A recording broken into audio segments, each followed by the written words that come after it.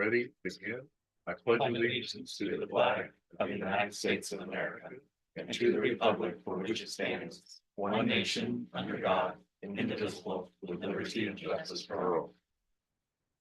Are there any additions, deletions, or amendments to the agenda? No additions from staff. Do I have a motion to approve the agenda as published? So moved. I'll second. Moved by Director Johnson, seconded by Director Mack. All those in favor? Aye. Aye. Opposed? Public comment. We do have a speaker.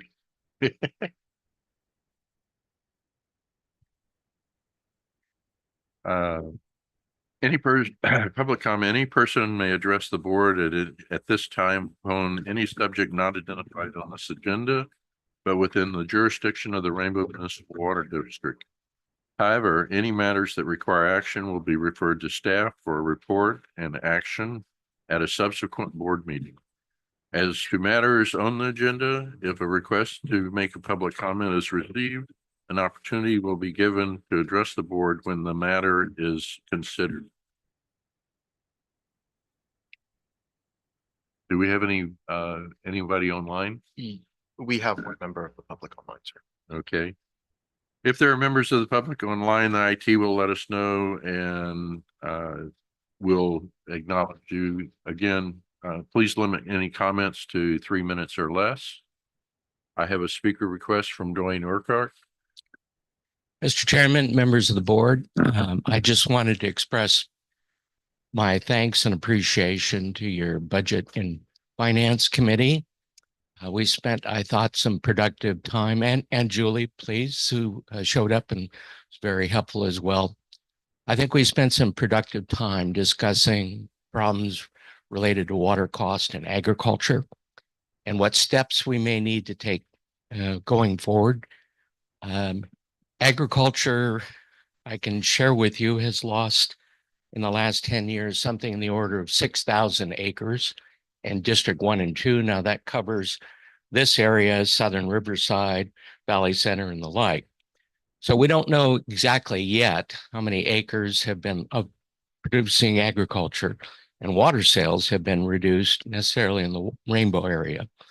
But I'm confident that working with your staff and Rick, who put together some great graphs and the like, that if we can get some baseline information so we can start identifying what the needs are and what we can do going forward. Agriculture, I know, for example, when you have a water line break, it's not optional. You have to fix it, okay? I think it's important that we acknowledge that agriculture in this area is not optional. It's something we need to fix and we need to account for now. I can tell you in working with just Josh and your staff that just the comparison between my water cost in Fallbrook Public Utility compared to Rainbow, I'm at least 30% higher at a minimum this year in my water cost. And that affects operations. That's not an insignificant amount. And each one of these farms is a business, okay? I employ somebody, I buy fertilizer, I buy irrigation parts, I buy food, I buy supplies, I buy gas. My employees do the same. And all of those entities support other businesses in this economy. And on top of that, at least in the agriculture that I'm involved in, trees are good for air quality. They're absorbing carbon dioxide, they're producing oxygen and the like. And unfortunately, whereas you may know when a water line breaks, obviously, you're not necessarily going to have an ag or a farmer come in and say, hey, I'm shutting off my water. All you notice is your water sales are going down. And what we see out there is a dead orchard or a farm that's been taken out of production. And given the fact of the decline that I've seen and observed, and the pressures that I'm seeing as a farmer on the agriculture, I think it's critical that we take some steps to address this issue. I wanted to thank again the Budget and Finance Committee for starting the dialogue. I appreciate their concerns and I look forward to working with them to hopefully get this resolved and produce a better agriculture for this district long term. Thank you. Thank you very much. And just so the board knows, that same presentation or very similar presentation is on today's agenda as well. So board will know that today. Okay. Any other comments? Nothing from. Okay. Employee recognitions. Yes, we got two. Yeah, we've had quite a run here. 35-year last month and really two big ones today. And I'll just say, especially well, all the time, but especially recently,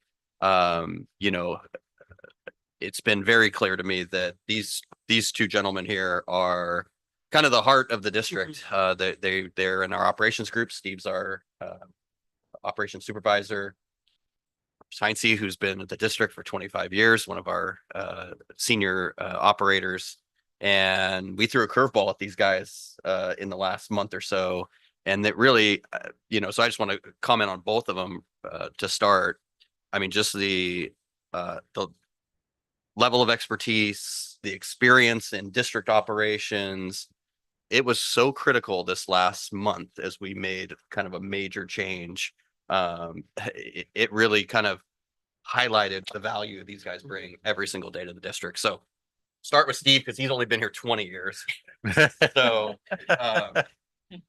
but anyway, Steve, again, our operations supervisor, started as a janitor, warehouse helper, landscaper kind of guy around the district, basically a building and grounds worker, and has worked his way up over the last 20 years to where he's who decides where the water goes, on a daily basis. And I know won a tremendous award last year at our employee banquet for a lot of the work he had done over the past year. Just some really innovative ideas. And again, it kind of comes back to that whole understanding of how the district operates. And like I said, you just can't replicate a guy who has 20 years and a dedicated 20 years. Like, I know. We're talking about you right now. Though. Yeah. But yeah, just the level of dedication and that experience, it's irreplaceable, really. So very happy to present all of this, Steve. Nice 20-year plaque. There's some photos in here. It's a photo book of Steve. He looks really young in some of these. Barely changed, but here. Wow.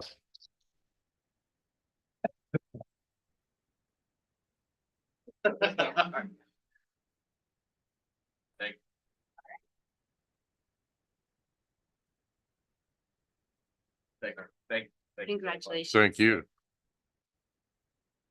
And Chris Heinze joined in the 90s, so barely, but 1999 as a meter reader, and again 25 years, really worked his way all the way up to where he's one of our key guys on their operations side. And again, had lunch with these guys the other day after we had kind of fired up the pump stations and all that, and you do, from my perspective, get to understand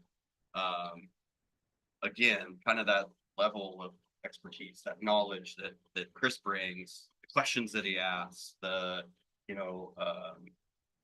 all those things. And one thing I'll say about this guy, he is as cool as the other side of the pillow. Like nothing rattles him. And we were going through some stressful stuff. And I haven't either.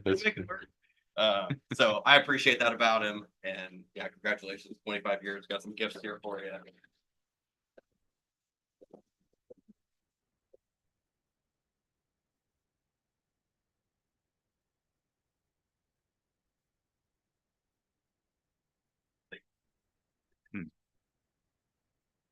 I have a comment, Sure.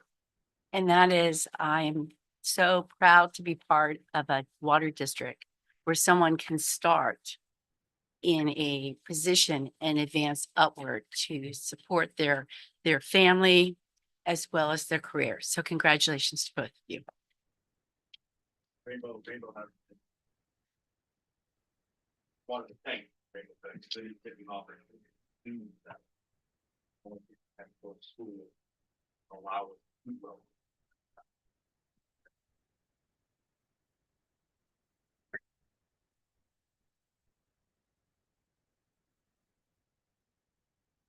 Urban Water Institute presentation. Yes, we have with us today Darcy Burke. Darcy is a director at the Elsinore Valley Municipal Water District, and so I've known Darcy here for a little while. I'll say about Darcy too, huge supporter of ag, and I mean that is like her mission in life, I think. Beyond keeping things straight at Met, heavily involved with what's going on at Metropolitan Water District. Yeah, Darcy's a fixture there. But she came today to talk to us about the Urban Water Institute. Yeah, that's I think going to be very relevant for us. So welcome. Thank you. And I just wanted to give you a little caveat. The chairman at Met is actually a graduate of ag leadership. Didn't know if you knew that. And pretty much every month I give public comment and I bring ag to the table because there's not a lot of ag discussion. And there will be a special ag workshop in January. So Jake, I will let you know when that's going to be. I've been asked to participate. I tend to represent more of the Central Valley. I actually host a podcast with a Central Valley farmer, Darcy Villery, who is the nephew of Bill Jones, former Secretary of State Bill Jones. His grandfather's name is on Jones Pumping Plant.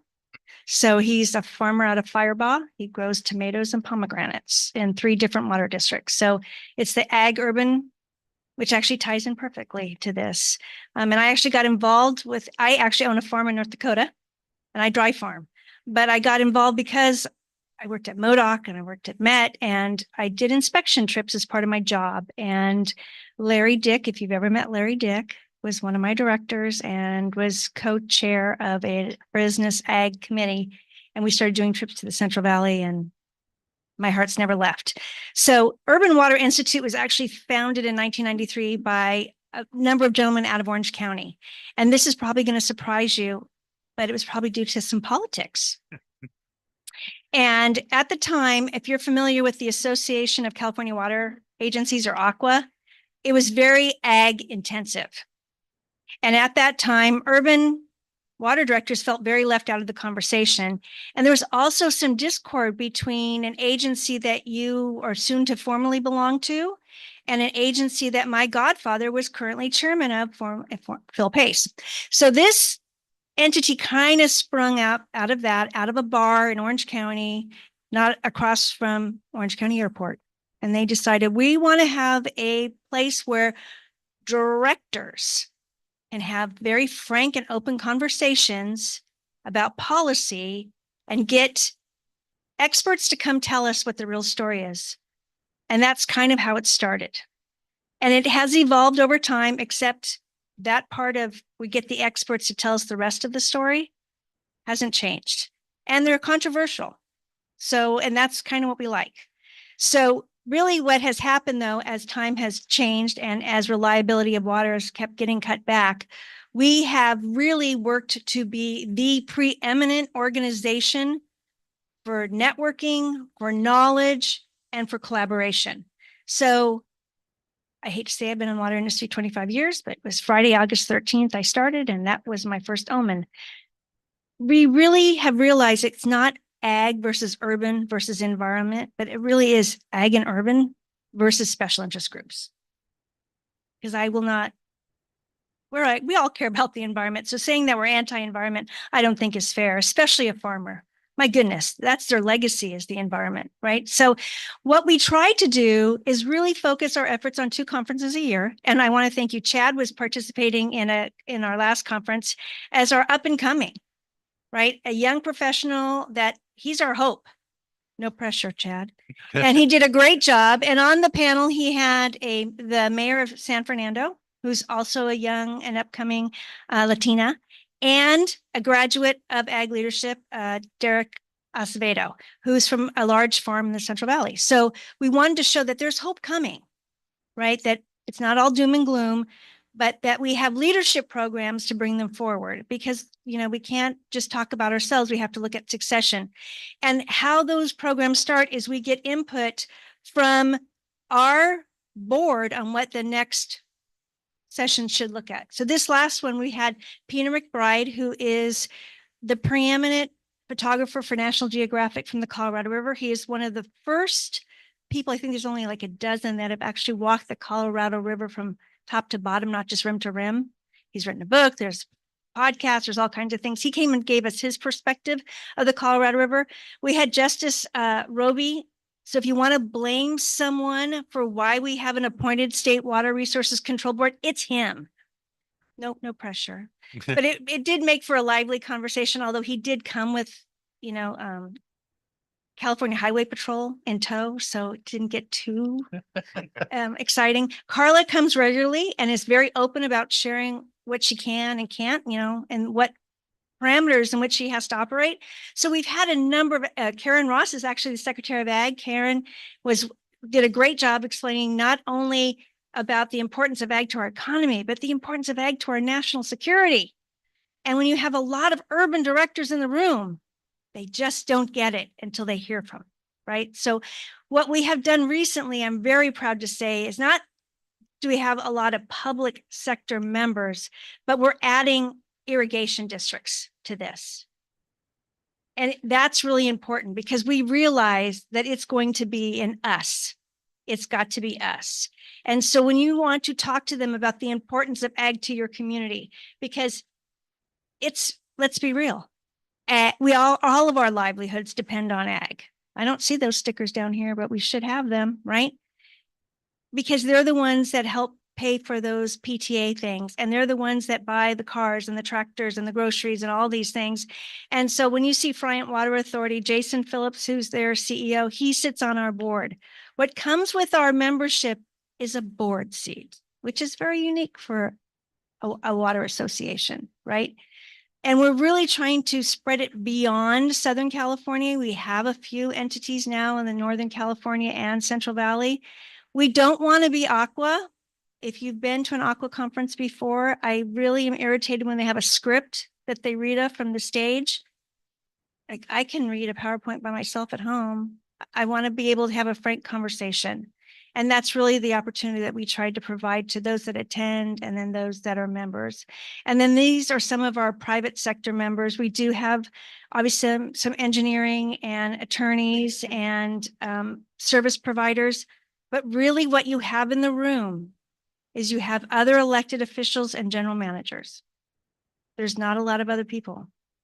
So there's not a lot of other noise, which I think is really important. And as we go into a new election cycle, and anybody hasn't told you is election season, I think it's really important that you have an opportunity to either meet new board members that are coming from other entities that first of all thought they knew everything when they ran, and let's be honest, they don't, that they promised low rates for everybody, and that you all didn't know what you were doing.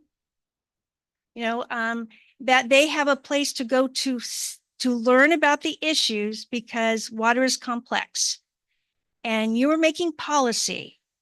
It's not what your opinion is, it's what's best for everyone. And you have a diverse customer base. And we try to give you the information that you need to make those decisions. And when you say to me, Darcy, cybersecurity is the issues we have right now. So I somehow missed a meeting and am now the program chair. I came from California, Nevada, AWWA, so I have a very technical water quality side. And I'm very fortunate that I have some great people in my Rolodex. That's how old I am. I have a Rolodex. And so we can connect with people and they say, cybersecurity, get me the top water cybersecurity person to put a panel together. Or maybe you want to talk about Sigma and what's going on between Kings County Farm Bureau and their litigation and Joaquin Escobar, which that might be an upcoming panel. Just kind of say that might be interesting to hear how that litigation and how the state took to being scolded by a judge and then their actions. So we make our programs based on what our board wants to hear, and our board is comprised of our members. So, and we survey right after what's new, what's exciting, what's happening, because it's important. These are some testimonials.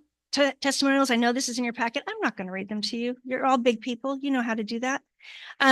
Really, it's about creating time to network and build relationships. One of the things we do very differently is when you agree to be a speaker, Chad can testify to this, you have to agree to spend time after your session to meet one-on-one with the audience. So I tell you, bring your business cards. Your moderator is going to take you down to a table right after. So I don't want ad nauseum questions from the room. I don't appreciate that people like to grandstand at a microphone. They never ask the question. They just give their dissertation. And you may be a type of personality or new to the water that you don't feel comfortable asking that question. You might think it's quote unquote dumb.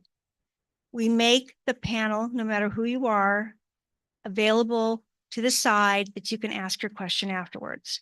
So we have 15 minutes to 20 minutes one-on-one with the speakers of the panel.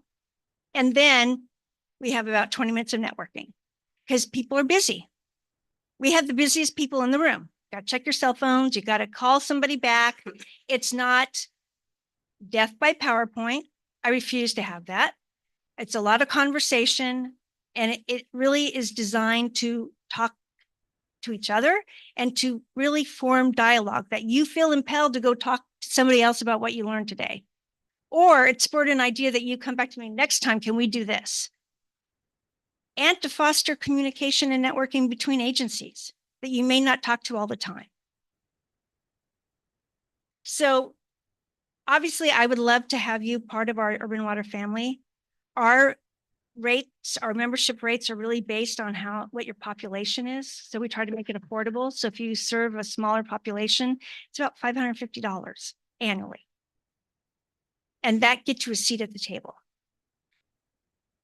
So obviously that's something you guys can decide about. Obviously, you're welcome to attend the conferences regardless. I would encourage you to do so. Our next one's in Palm Springs, February 25th through the 27th, I believe.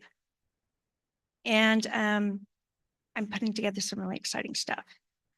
I try to make water exciting because I'm passionate about it. These are all the things it includes, right? You get discounts, you get access, but more importantly, you get a voice. Because when you have the Secretary of Ag there, sir, you can go talk to him and say, hey, or you can. I have constituents that need this information. How can I get it? I think the one thing that is very encouraging for me is we may have started with wanting to be separate, but we're moving to the place that we know we need to be together. And everybody has to be at the table. And we do have people like LA Water Keepers. NRDC was asked to come this time because if we don't know where they're coming from, I have no idea where they're going. Yes. Did anyone from the United States Department of Agriculture or Environment, did any of them attend? When you say, I haven't had anybody from the federal side. I did have Karen Ross speak she's the Secretary of Ag for California. Okay. So she did come, she does speak, she has come regularly. So I haven't asked anybody from the federal side yet. I could. I've had Bureau of Rec. I've had Homeland Security. I have had EPA. I've had the chief toxicologist for the EPA, immediate past toxicologist, because he retired because he didn't agree with PFAS. So he was able to come speak very freely to us about what his opinion was, which was so refreshing. All right. Thank you. And I will leave that. If you have any other questions, I'm happy to answer them. Yes, sir. One question for you.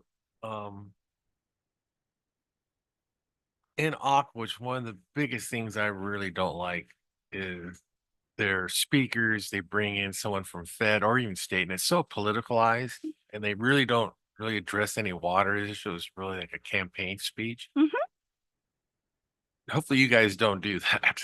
I usually, actually we had a planning meeting on Monday and I was arguing why we shouldn't have a particular speaker. And I said, if that's what I want, I'd just go to Aqua. And so how I try to mitigate that is it's not a speaker. They're on a panel and they have to ask questions that they don't know we're going to ask. So it's hard to be political, I would say, when it's like that. Do they answer the questions directly? Some do a much better job than others. Um, there are some I have very strong feelings about, and there's others I can work with. I will say Carla, I have known Carla for 20 years. I can work with Carla. Reasonable, professional, she gets it. She also knows our frustration and she has her own opinion, but I also know she's appointed by the governor and she's towing the line. I respect that. But I'd like to hear her personal opinion, knowing that she may not be able to do anything about it. But you're not going to see a lot of bureaucrats or regulators because one, I personally believe, and I have paid for a statewide survey through my consulting company, that what do the people think that we should have as regulators, elected or appointed? And guess what? Overwhelmingly elected, because there's accountability. So I don't want to give them any more stage than they already get. At Aqua, it's like, I'm surprised we don't have a parade and they throw roses. I have no tolerance for that. If it's a regulator that has some type of, they're new that we need to build a relationship with, or that I know will be able to be forthright, they're welcome to come. But I don't need to, they're not going to have a campaign of why I need to do more with less. That doesn't work unless I can have somebody right there next to him talking about why we need abundance. So I'm just kind of curious. So you said when you have your conference, Mhm. is it kind of set up like Aqua where you have Nope. classes you go to? It's a cohort. We're all together in one room all the time. So we're all together. It's not, you don't get to pick. You get to have whatever we're serving. We want everybody to get the same message at the same time. And that way also, when you're not at the table, because you all tend to sit together no matter what I do to try to break you up, I know you're missing. I'm sorry, you what? You tend to all sit together. Yeah. No matter what I do to break you up and make you have new relationships, you sit together. So when you don't come back from lunch, I know you're missing. It's not like you're in a different session. I know you're missing. So it's assigned seating? No, you assign yourself. It's just, creatures of habit. I have tried all kinds of things to make you make new friends. Yep. I have a comment. Thank you for the presentation. It's kind of serendipitous, I guess, because I was on a tour last week and two general managers from the area said, you've got to go to this conference. So that is a very frank conversation between board members, especially for board members. It's a great conference. I haven't been, so I appreciate the reinforcement of Yeah. what you offer here. Thank you. But yeah, two of them cornered me and said, oh, you got to go to that. That's awesome. And that's exactly what it's meant to be. It's supposed to be very frank, and for policymakers, that you don't feel like you have to be on the stage and can't have those frank conversations or say, I don't know. I really appreciate the time. Yeah, thank you. Thank you, Darcy. I think it's important. I mean, obviously, all our districts have unique challenges, and so having a voice to, at these different levels with, decision makers and policy makers and things we can collaborate on is so important. So we really appreciate you coming and giving us your time. That's okay. If you look, don't pay for a moment. Thank you. Right. I would have, if I knew what that item was on the agenda, I would have put that on my speaker script also. Sure.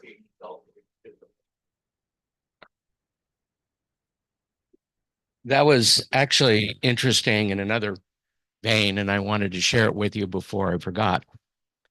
I actually had a unique opportunity last week to talk to the U.S. Secretary of Agriculture, Tom Vlasic, in the American Farmland Trust Conference and the like. And he shared with the participants some very interesting information. Agriculture isn't just under stress here. It's under stress throughout the country, okay? 85% of the agricultural revenue that is generated in the US is essentially generated by large corporate considerations. 15% of the total agriculture is generated basically by family farms. In this area, family farms, I'm sure, are the predominant size and the like. And he mentioned that the family farms, in his professional opinion, are the ones that are under the most stress, and that we need to adapt policies to help bring that back in to the realm of feasibility and the like. Because he, as he indicated originally, that's really how this country originally developed, was by family farms. And it's ironic that things have changed and the like. And I would ask you, just as an experiment, the next time you're in a store, in the vegetable or produce area in particular, because I have to put stickers of where the product comes from. Just randomly turn some of those fruit and vegetables over and see where they're coming from. You will see very little produce that is being generated in the US based on the stickers, which are required and the like. Now, we talk about semiconductor chips as being pretty important, and I shared this when I was at the LAFCO hearing. You know, our technology is based on those chips. And what happens if something happens to Taiwan, where 90% of the chips are produced in the world? Okay, it would be a national security issue. As we keep shipping more and more of our agricultural production offshore or across the border and so forth, we are actually putting ourselves in a national security issue. And people don't realize that don't develop farms. It's expensive to develop a farm.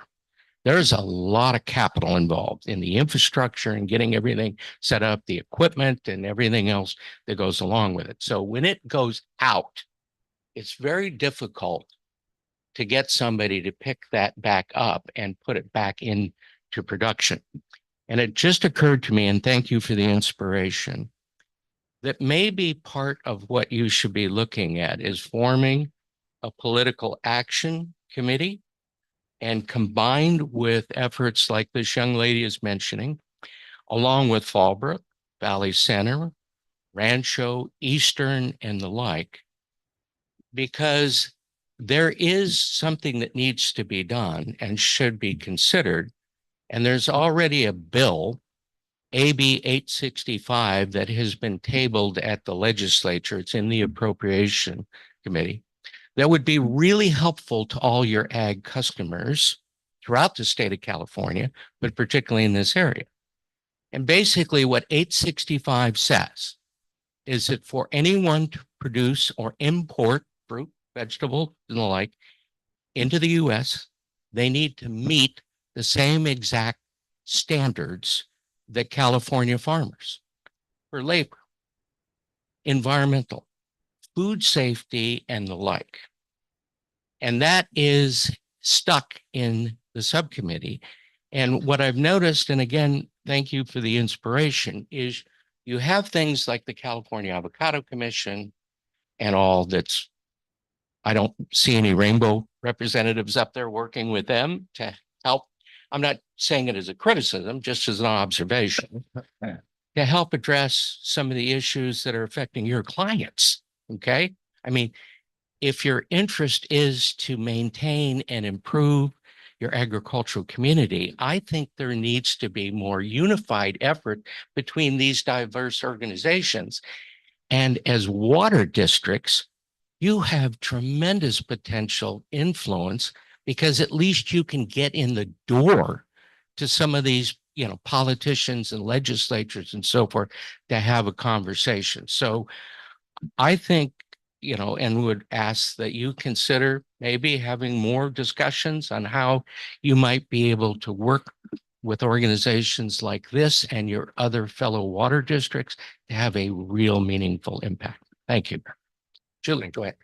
Dwayne, I just wanted to let you know that during the director's report, I will also be reporting out that I also attended that meeting last Wednesday with the United States Department of Agriculture. Great. Excellent. Thank you for your interest.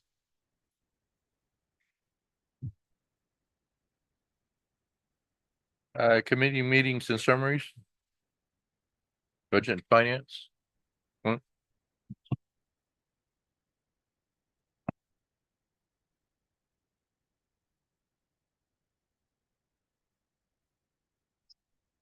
Mr. President, members of the board, the Budget and Finance Committee met on Wednesday, October the 9th. We received the primary item of business at that meeting was a really well-organized, well-documented presentation. I hope at some point you have an opportunity to hear it on the review of our fixed costs and charges. And it began to lay out for us some of the counterintuitive aspects of how our rates and our fixed charges operate. In normal economic theory, when demand falls, price falls, trying to stimulate more demand. But in our business, when demand falls, as it has been with our water sales, it means that our fixed rates have to go up because the number of dollars per unit of water sold is this. It gets bigger as you sell fewer units and your fixed costs remain roughly the same. And there were a number of other interesting sort of financial and economic relationships that Rick put together. He talked about what our fixed costs look like before and after detachment. At a total amount, it is roughly the same, but the composition of those fixed costs in terms of imported water and O&M and debt look very different. And the composition of those costs, I think, are very relevant to conversations that you as directors may have with entities of the general public, and how they are responding to rates and so forth. So I just think that this presentation would be of considerable interest and value to you. It certainly was to me, and I know it was to the other members of our committee. We also agreed at that meeting that there were 2 items to be put on the table for the next meeting. And I think we've had a little acceleration here. One of them was to talk about a exit fee loan, and another one was to talk about the completion of detachment. You have 2 items on your agenda today, items 11A and 11C. And what's happened is, and it's a fortuitous thing, is that there have been developments and progress there that are going faster than our committee meetings happen. And so it's before you today. And I think you've got some very interesting and positive decisions to make, which I think our committee would support wholeheartedly as we look forward to that. So that's kind of all I have to say about budget and finance. Any questions on that? Yes, Mike. I'd like to talk to you about something. I'm aware. You're aware? I'm aware, and I'd love to chat with you. Thank you. Yeah. The Engineering and Operations Committee met, and we met on Tuesday, October the 1st. Chad put on a we'd been wanting to do it for some time. It was scheduled once, but then we had a little emergency on Gopher Canyon that disrupted our process.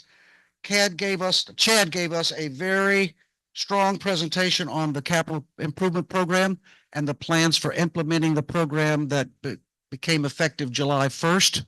And I think he got some good questions from committee members. I think there was some discussion about a number of items on the schedule and the way that they were planning on going about it. We wanted to just get a sense of how the program was going to be implemented. And it was a very good presentation, and we appreciate that. We also considered 2 items that are on your agenda for today. Item 11B, notice of completion and acceptance of the SCADA project. Ahmed and his crew and Chad and his crew have all done an excellent job of getting that project completed. It's been a great upgrade, not only in terms of capability, but I think most importantly in reliability of our SCADA. And so the committee voted unanimously to support the option before you today, which is to accept that work. And the second item that we took on that is before you is item 11D, approval of a grant of easement for San Diego Gas and Electric. And we explored that item with the help of Chad and Robert, and the committee also voted unanimously to recommend to you that you move forward with that. So if you have any questions, I'd be happy to take them. Just to clarify, Clint, what you said, action 11B and D, both committees were unanimous in accepting it, approve, or right. B and D only came before the Engineering and Operations Committee. A and C were going to come before the Finance Committee, and they still might if there's some follow-up mop-up activity to be done. But I'm aware of what A and C are, and I think the committee would be supportive of the actions you're going to be asked to take today. Thank you. Okay. Anything else? Thank you, Clint.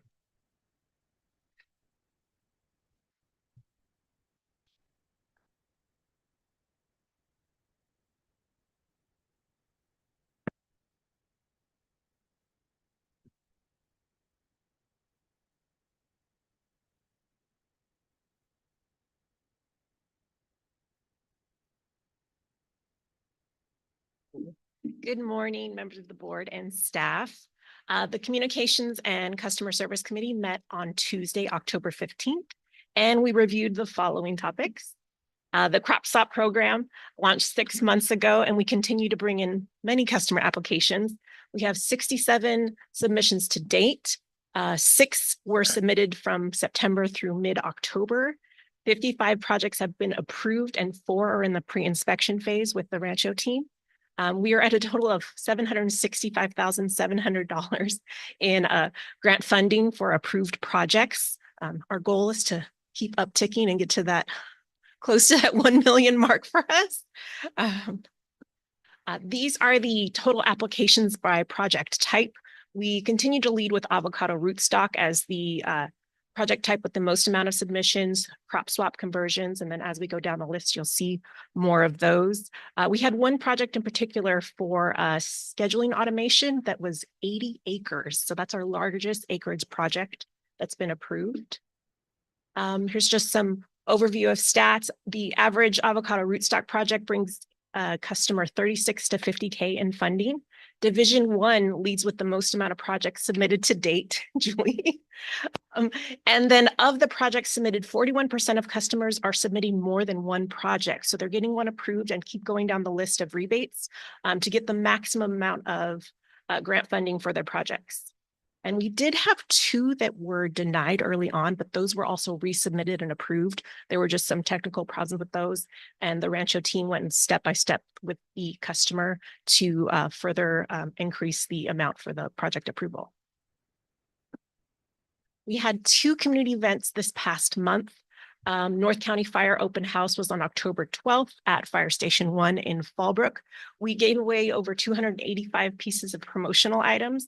As you can see here, there's a photo of our display of stickers were one of the most popular items, candy, as well as gardening kits that we received and gave out to our customers. We networked with other agencies and answered a lot of questions related to detachment and rates, not just for our customers, but in particular for FPUD customers. They wanted to know a little bit more about the process. And this past Friday, we relaunched the Speakers Bureau at Bonsall High School. Members of our engineering team, the lovely Chad Williams here, and Freddie and Ahmed put together presentations for 6 classes. They went to computer science and chemistry.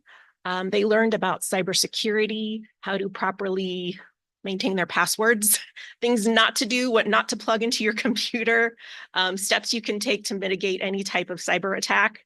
We had students come after the presentation and ask very specific questions. Some of them were a little shy, but we did get that engagement after, and they took a survey. Chad gave fantastic presentations to students that were not the most inclined to respond. Yes. They were mostly sophomores, a few juniors in there. They took a post-event survey where they told us that they are very much interested in coming to the district for a field trip. We got some, maybe I might be interested in a career in water, but a lot of kids thought this could be an avenue that I take because of the entry-level positions available here and our ability to climb up the ranks here, our tuition assistance, the benefits programs. We have an average of 4.4 rating out of 5 for students who overall liked the presentation, thought the speaker was very informative, and gained a lot of knowledge from the presentation. And our newsletter that came out this past October was all about ag. We wanted to celebrate National Farmers Day that was on October 12th. We gave a review of our programs that are available exclusively for our ag customers, not just our CropStop program, but Metropolitan's water efficiency program. And there was a link on there to a video of one of our customers who took full advantage of the program and ended up saving over 75% of their bill by implementing water saving measures through automation, planting their groves with avocado grows closer together to increase that water flow. The backside of it was all about fall planting guide, rebates from Metropolitan Water on trees and turf replacement. There was an example of flowers that you can plant in your garden that are native to California.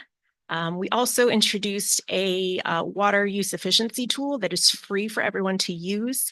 It was based upon the Water Footprint Network's calculation of your virtual water use. So everything that comes into play, not just when you turn the tap on, but water that is used for manufacturing goods, producing energy, growing food. And at the end of the survey, you get a list of items that you can do to better improve your water usage in and outside of the home.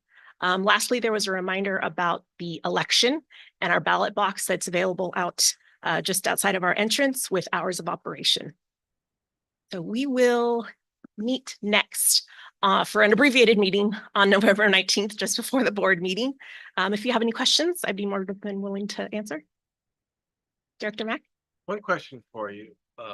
CSDA puts on a yearly thing, informational that they go to, they start off at high schools, and it seemed in the past we're kind of lackadaisical in that. Hopefully we'll do a little bit more progressive to promote that. And it actually, it's a scholarship the CSDA gives out, and there's the national one that, I mean, and I'd just like to see hopefully someone Bond or Fallbrook have an opportunity to get a chance at one of those. Yeah, no, that's a wonderful idea. I'd be willing to pull up that information and share it with our counselors at Bonzel High School and then our CTE teachers. But thanks for sharing. Okay.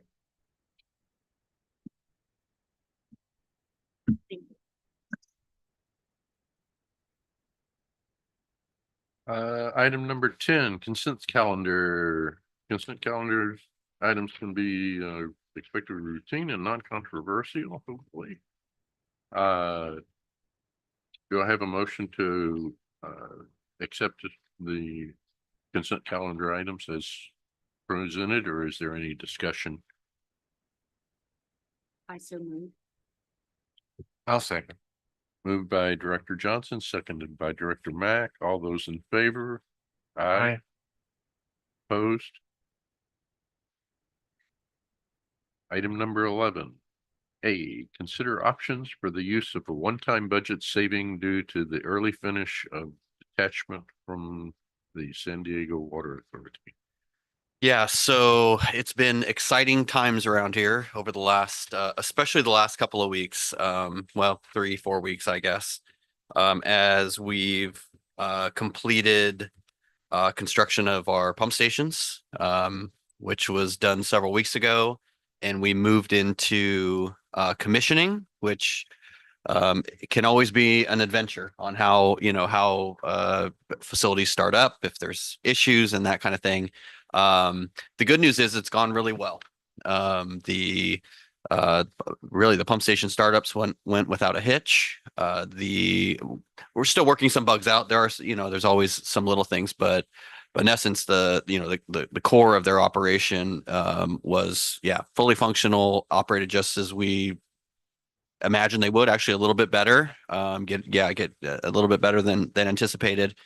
and really ran a kind of a series of tests, all kinds of different conditions and everything, and really came through that with a lot of confidence in the operation of those facilities, which was really key to us being able to actually formally detach and annex into Eastern. So with that, really everything is set up for us to, or really for LAFCO to file the notice of or the certificate of completion to actually finish the reorganization this Friday, November 1st, as we planned. And so, and again, I want to, thank Chad and his team and Robert and his group and the guys that were in here today.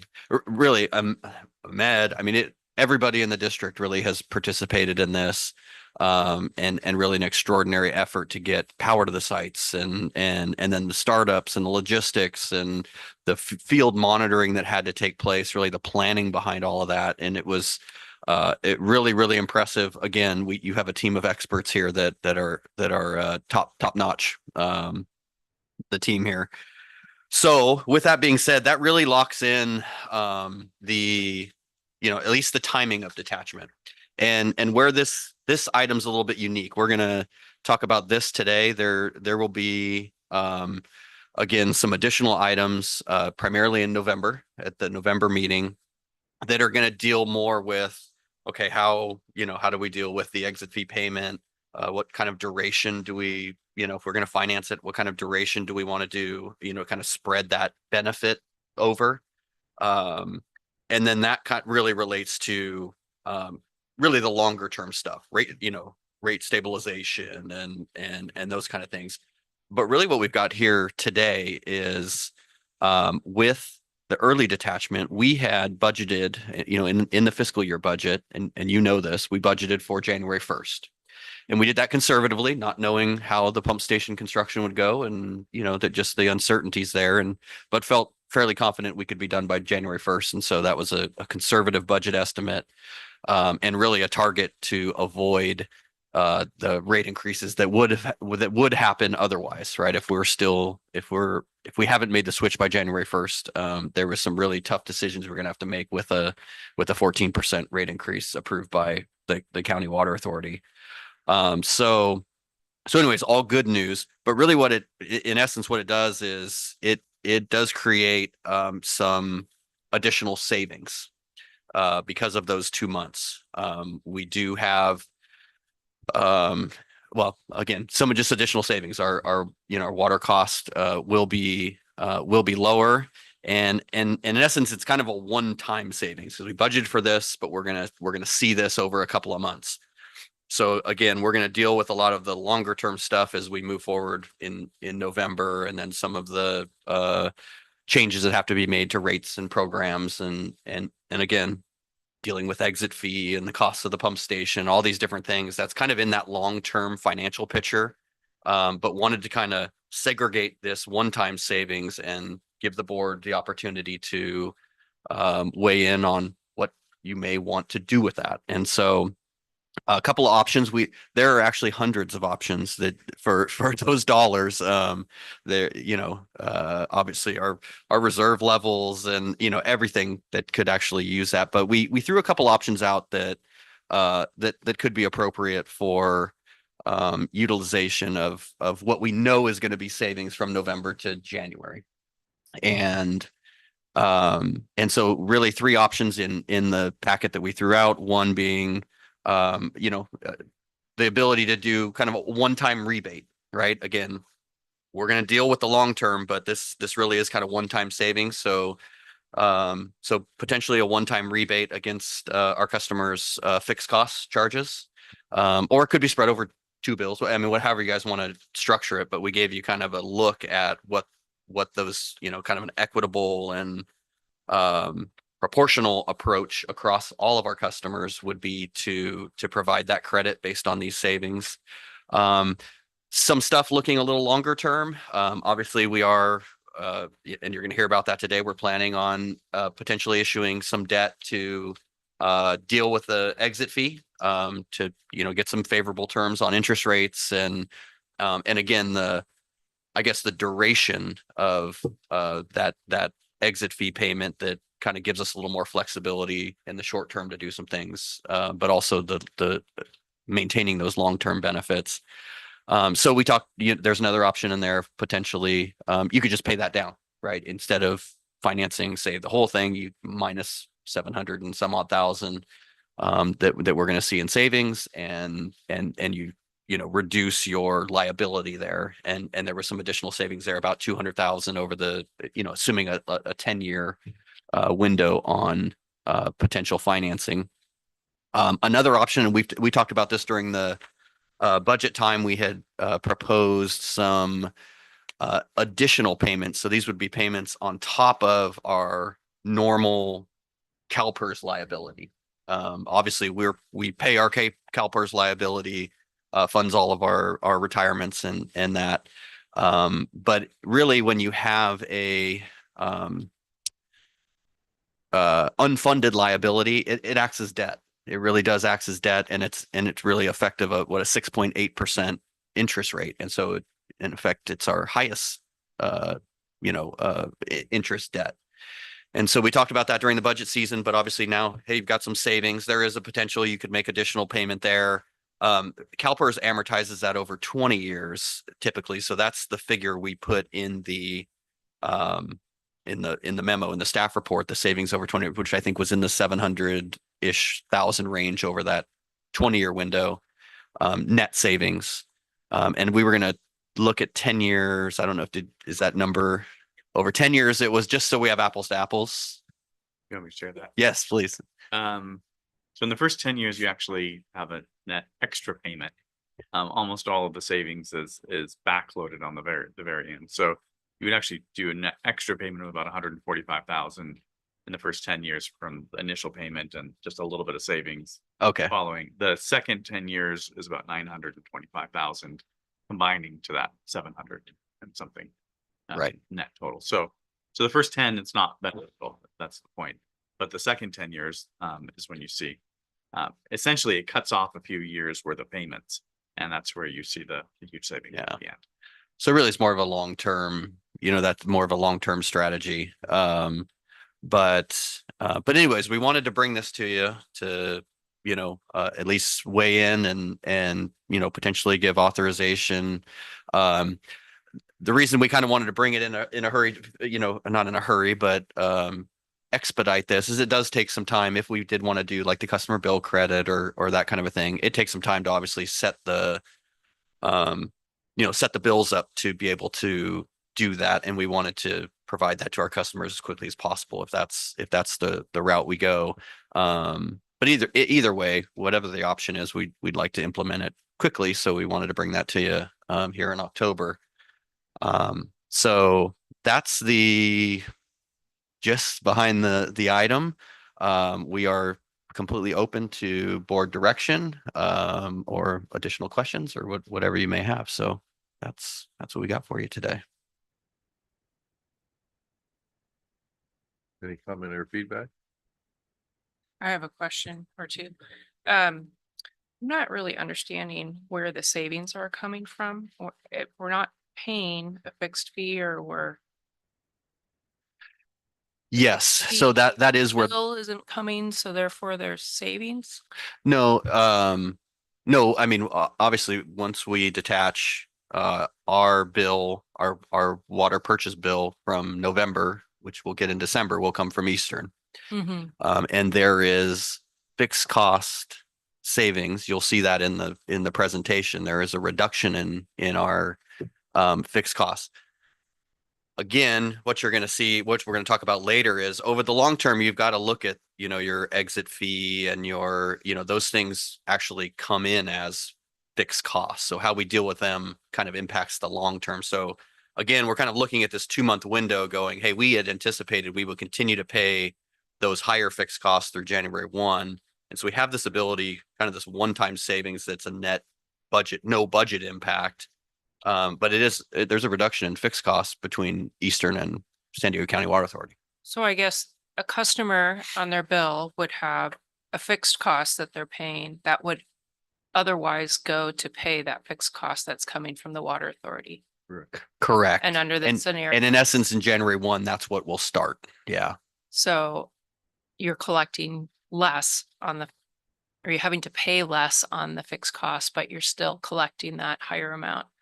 I'm trying to reconcile the revenues and the expense. Yes. And that is, that's actually Rick's presentation later that'll show that. Okay, Again, we're kind of looking at in kind of two different lenses here. So Mhm. you're looking at, hey, we've got this 5-year financial plan that we've got that takes into account all of the costs from detachment as well as the benefits of detachment, right? And so we really planned on January 1, those would start. So you have exit fee payment equal to X, which is right. a fixed cost. That's taking a big chunk of your fixed cost savings, right? But Mhm. when we just look at our budget over this fiscal year, we go, hey, we had planned on January 1, we're November 1. There's actually going to be some additional fixed cost savings there that we didn't count on. Again, you could apply those to the exit fee and bring down those costs a little bit, Yeah. looking forward. But the thought was, and really this is kind of at the heart of what we were getting at, was we felt like there was an opportunity to, and is this going to solve everyone's financial situations? Absolutely not, right? But everybody has, all of our customers, and I know you hear this around town too. I mean, you're talking about how gas prices have gone up and groceries have gone up, and especially in our area, I mean, home insurance and I mean has been a killer for people. And it was really just kind of one thing we thought, hey, this is our first bit of savings, 700 and some odd thousand, and just an opportunity to potentially provide some relief. Again, it's never enough, but that was kind of the thought. Again, kind of looking at these two different lenses. Again, it could go 100 different places. It's all going to benefit the ratepayer, either whichever way you do, whichever way you do it, you're going to save somewhere. But at least wanted to throw this option out for you. So I'm almost thinking that I would like to make a decision in the context of having the larger presentation on the fixed Yes. costs and Yeah. revenues. I agree. That we need to hear that Okay. before we Yes. weigh in on this. That would be my suggestion as well. Okay. So move number 13 before, I think they're all kind of connected, so. Yeah. Well, the thing is, there's going to be follow-on actions. I mean, this is good. This will kind of lay out a general picture of the fixed versus variable costs and things like that. There is a much longer. I hear what you're saying, that because this could absolutely weigh into that. If you want to plug it in there. Yeah, I think there's a larger conversation. And we're going to have those. Fees, and maybe we could have the conversation about a couple items all after the presentation, which I thought it was great. I Yeah. called into the budget Right. and finance committee meeting, and it'd be great to see it when I can see the slides too. and I agree with Director Dale. I think we have the benefit of ratepayers in the audience who may not have been at the budget and finance as we were to see this presentation. But I think all of us hearing the presentation first may be more beneficial. Okay. I mean, I'm okay with that. If we want to move, or Rick, you're okay with Yeah. moving that? Okay. So that's board discretion. We're Because tabling then 11 two and moving. directors will have the privilege also, and ratepayers will have the privilege of Mhm. hearing this Yeah. presentation. Yeah. I have someone online that would like to speak. Okay. 3 minutes, please.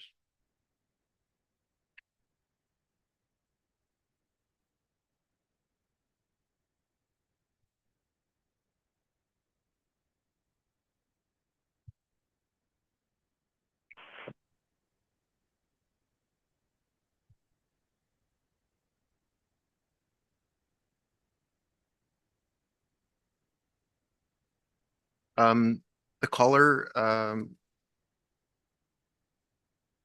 you hear me now? yes. Yes. Can you please state your name for the record? This is Rick Carey, and I'm not calling from Verizon today. Hear me now, for those of you that remember that ad. My voice is, I raised my hand because I got missed last week, but I'm going to defer and comment after the presentation. Is that okay? That's fine. Yeah. And sorry I couldn't be there today. Had some surgery yesterday, so laying low today. Well, we hope it went well. We'll see. I'll go back on mute. Okay, so we want to pull up item 13.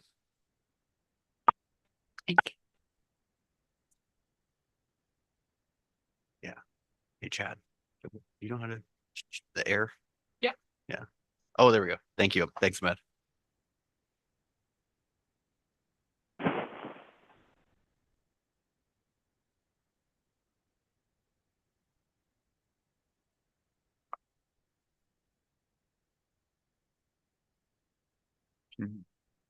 Load the presentation.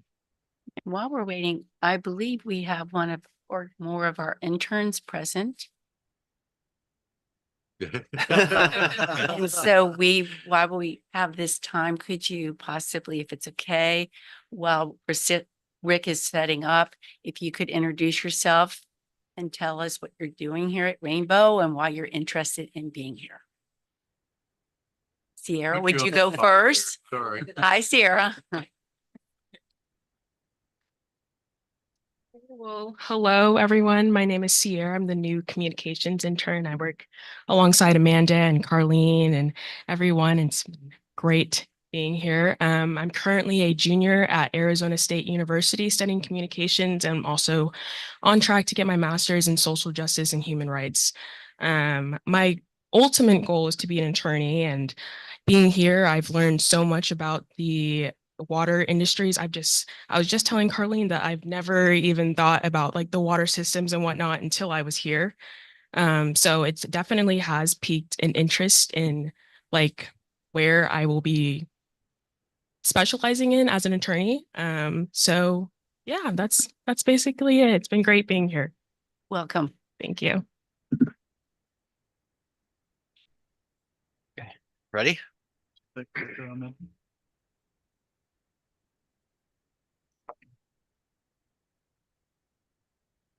I appreciate so much interest in my.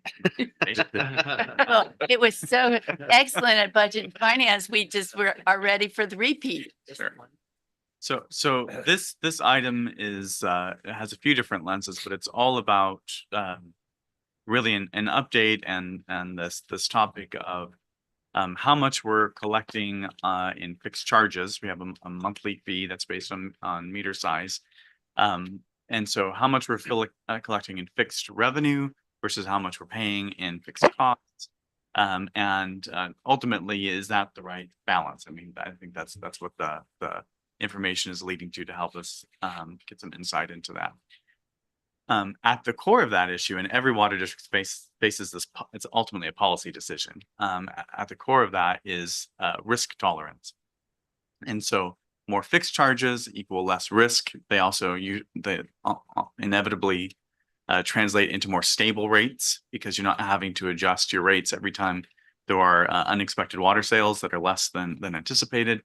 So higher fixed charges equal more stable rates, but they obviously have an impact for low water users as usually the primary concern. You get single family residents or others that either intermittently use water or use less water than average, and the equity sort of questions that come up into paying a fixed monthly amount that may not seem appropriate for that. So that's getting to the heart of the issue. But on the risk side, and this slide really gets to that,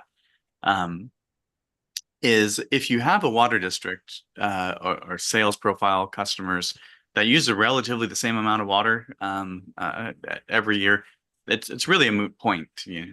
Ultimately, you're trying to collect the same amount of revenue in total to pay your expenses, and so one side or the other, it's going to be about the same. Where the risk comes in is if our water sales change, and especially downward pressure on an unexpected side. And so with this district, I'll just say from my experience in the industry, we have a abnormally high risk profile on water sales among almost any Southern California water district. So we're special, but in the worst way, to put it that way. And so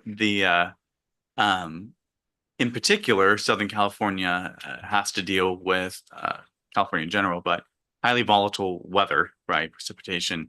And so irrigation water usage depends on weather, one way or the other, whether it's raining and whether it's hot.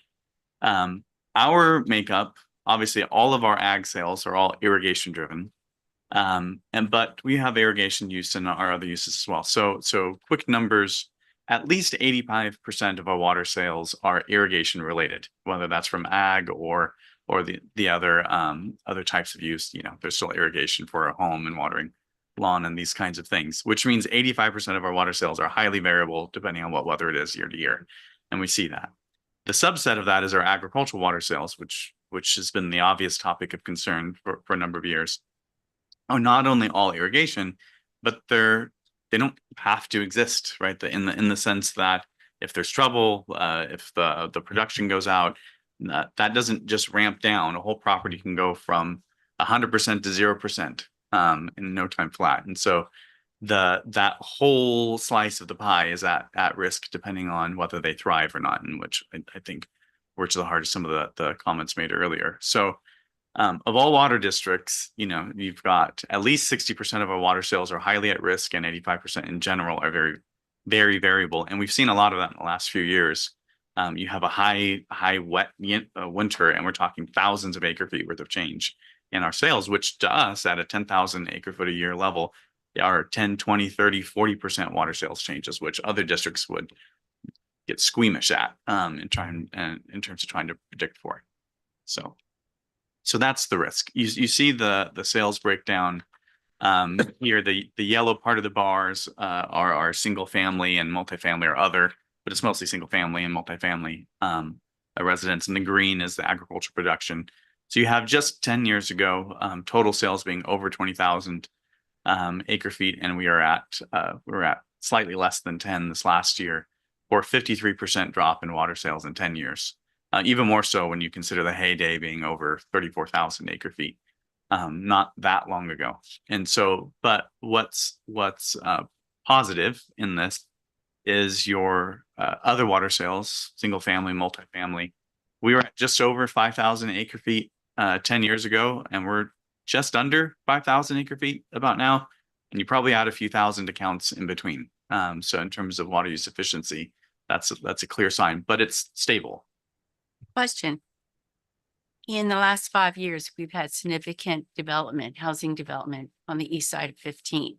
So even with the development of all these homes, we are still at basically 5,000.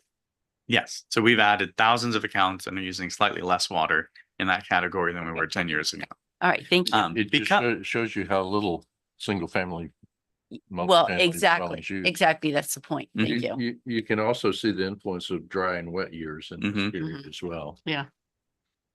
And so the other point I wanted to put here is the impact of when we're wrong on our sales projections. And so to put that into sense of magnitude.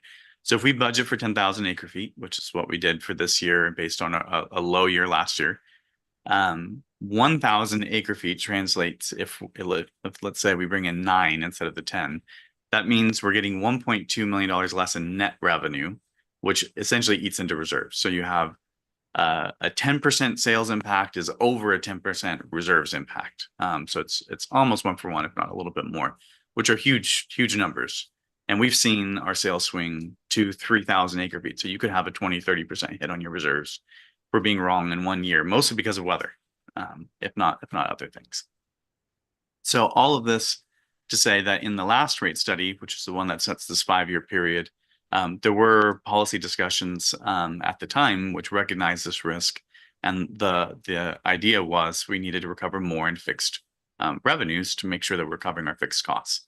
It wasn't 100% in that study. We weren't covering all of our fixed costs, but we knew that we needed to do better. Otherwise, we'd continue to be at risk. And If we had really high reserves, this wouldn't be as much of an issue because you can weather that variability, but we don't. We're well below our minimum target, and so it hurts when we're wrong. This is just to highlight, our certain sales. You don't need to read the numbers. The main point is one distinction we do have in our rates, and this came from the rate study, is our agricultural customers will pay proportionally a little bit more on the fixed charges and less on the variable charges, and so they have less a lesser rate, a little over $5 on the commodity charge versus a little over $6 for single family residents, but they pay a little bit more.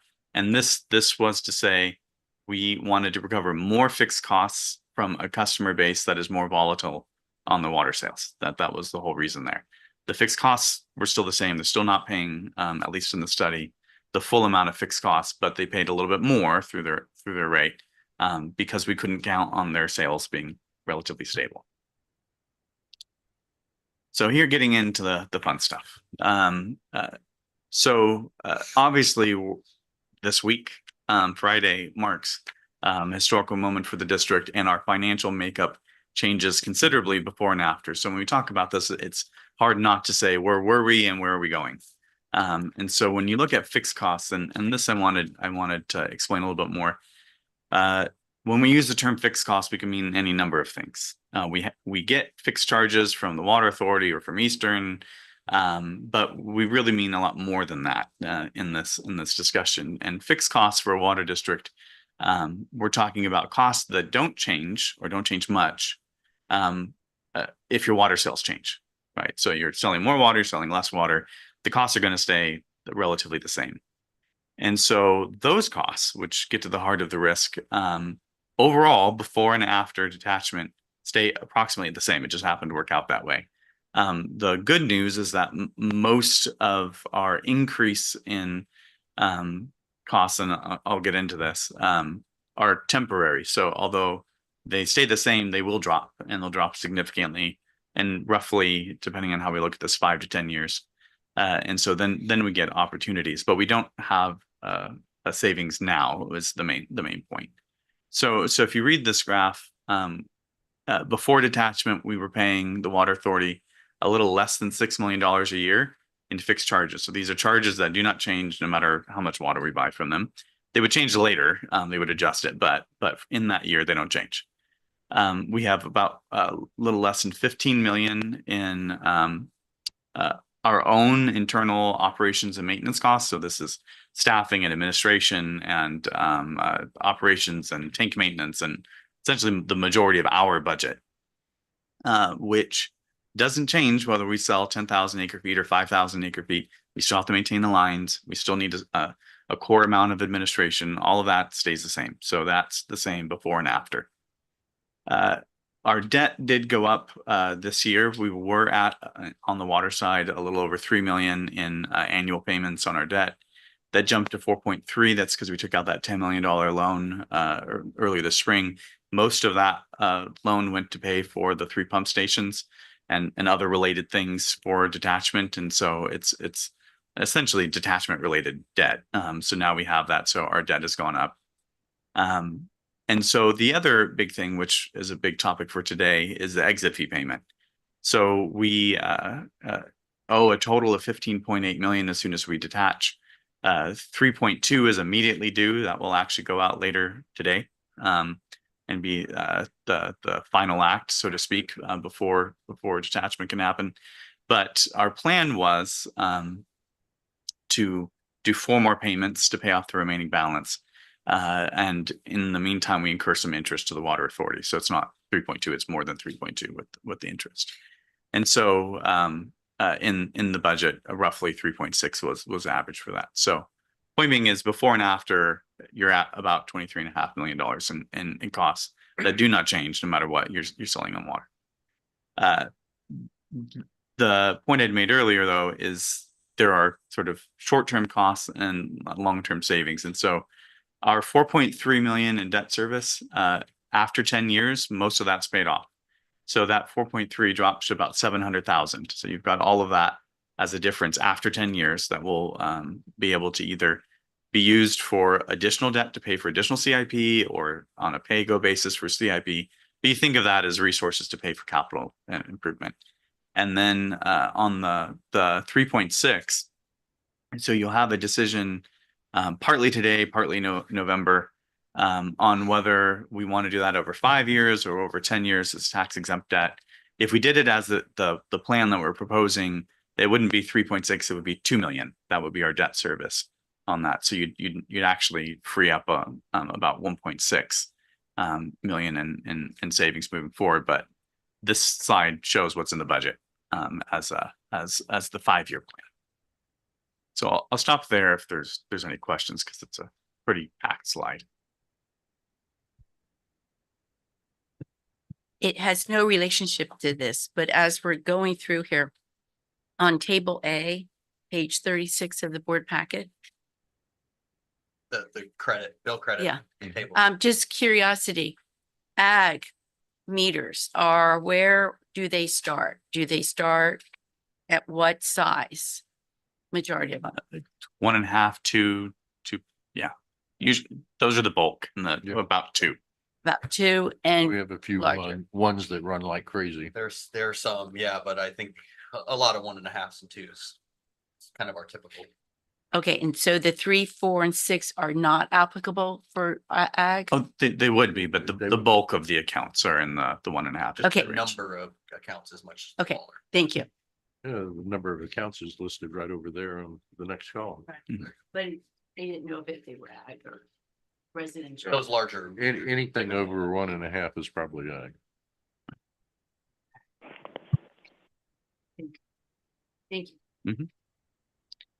So on the variable side, so these costs do directly change depending on how much in water sales that we have. So before detachment, we're looking at a little over 18 million in total sales. The vast majority of that is the monthly payment we make to whoever is our wholesale water provider. That's on the left-hand side. That's at rates for the water current rates at water to the water authority. And then obviously we spend a good amount, over $1 million, to run the pump stations to move water throughout the district. And so those directly relate to how much water is flowing through the system. So that in total is 18 million. When we detach, the rates to Eastern, which are metropolitan rates, are less. So the same amount of water, it's not 17 million anymore. It's a little over 14 million. But we are paying more on electricity. We have 3 new pump stations to move the same amount of water around the system differently now. And so at an extra half a million, we think we'll see what that really is. It may be more for the year, but that gets us to about 16 million. So you have 2.4 million ultimately, which are real savings that we'll see right away. But in essence, that difference is going to, at least currently, that's what's really being used in our CIP plan to pay the projects you've seen on the 5-year CIP. It's also what is being used to help us replenish our reserves and to get to the target level within 5 years. So that's where the difference is. Because on the fixed charges, which I just talked about, there really was none when you look at everything together, at least in the short term. So this slide is a different way to say a few things. One, the good news is when it comes to how much fixed revenue we're coming in versus the fixed expenses that have to go out every year, they match almost 1 for 1. So I will say that's an enviable position for water districts to have almost full cost recovery. What's not in that fixed cost number is what we need to pay for CIP. So, which is a significant amount. If you look at our 5-year average CIP, and there's a lot of different ways you can look at this, it's $11 million. So this would be on top of what our fixed revenues are. And so essentially our variable revenues pay for our CIP. That's the way to put that. And our fixed revenues cover all of our fixed costs. So if we're low on sales, we're cutting into CIP funding, or it's going to impact reserves. That's the way that works with our financial makeup. And I'll leave it there. This is really the last slide, but that's the key point I wanted to make is as it stands now, our fixed revenues cover our fixed costs after detachment, and our variable revenues are paying for our CIP expense.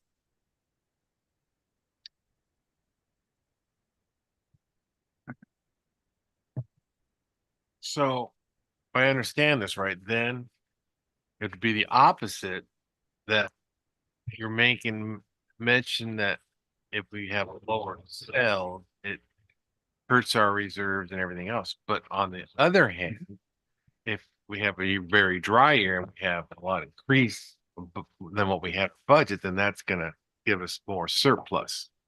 Yes, so like that, and I was gonna mention this later during the finance report. In this year, we have higher sales in the first few months. It's been very dry.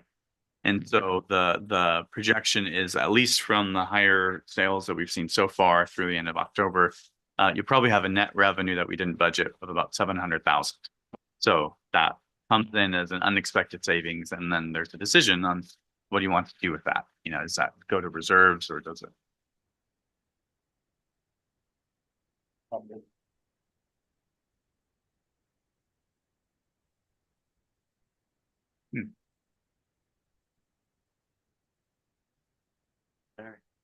Thank you. Some white noise to come through. Right, which is the good aspect of having a structure like what you're talking about, Director Mack, is that if your variable revenues are paying for your CIP, we have some choices with CIP. So if you get extra revenue, we can accelerate projects, add projects, and if it's a bad year, we can decide what's the most priority and maybe delay it a year until things equal out a little bit. And so at least there's a decision there.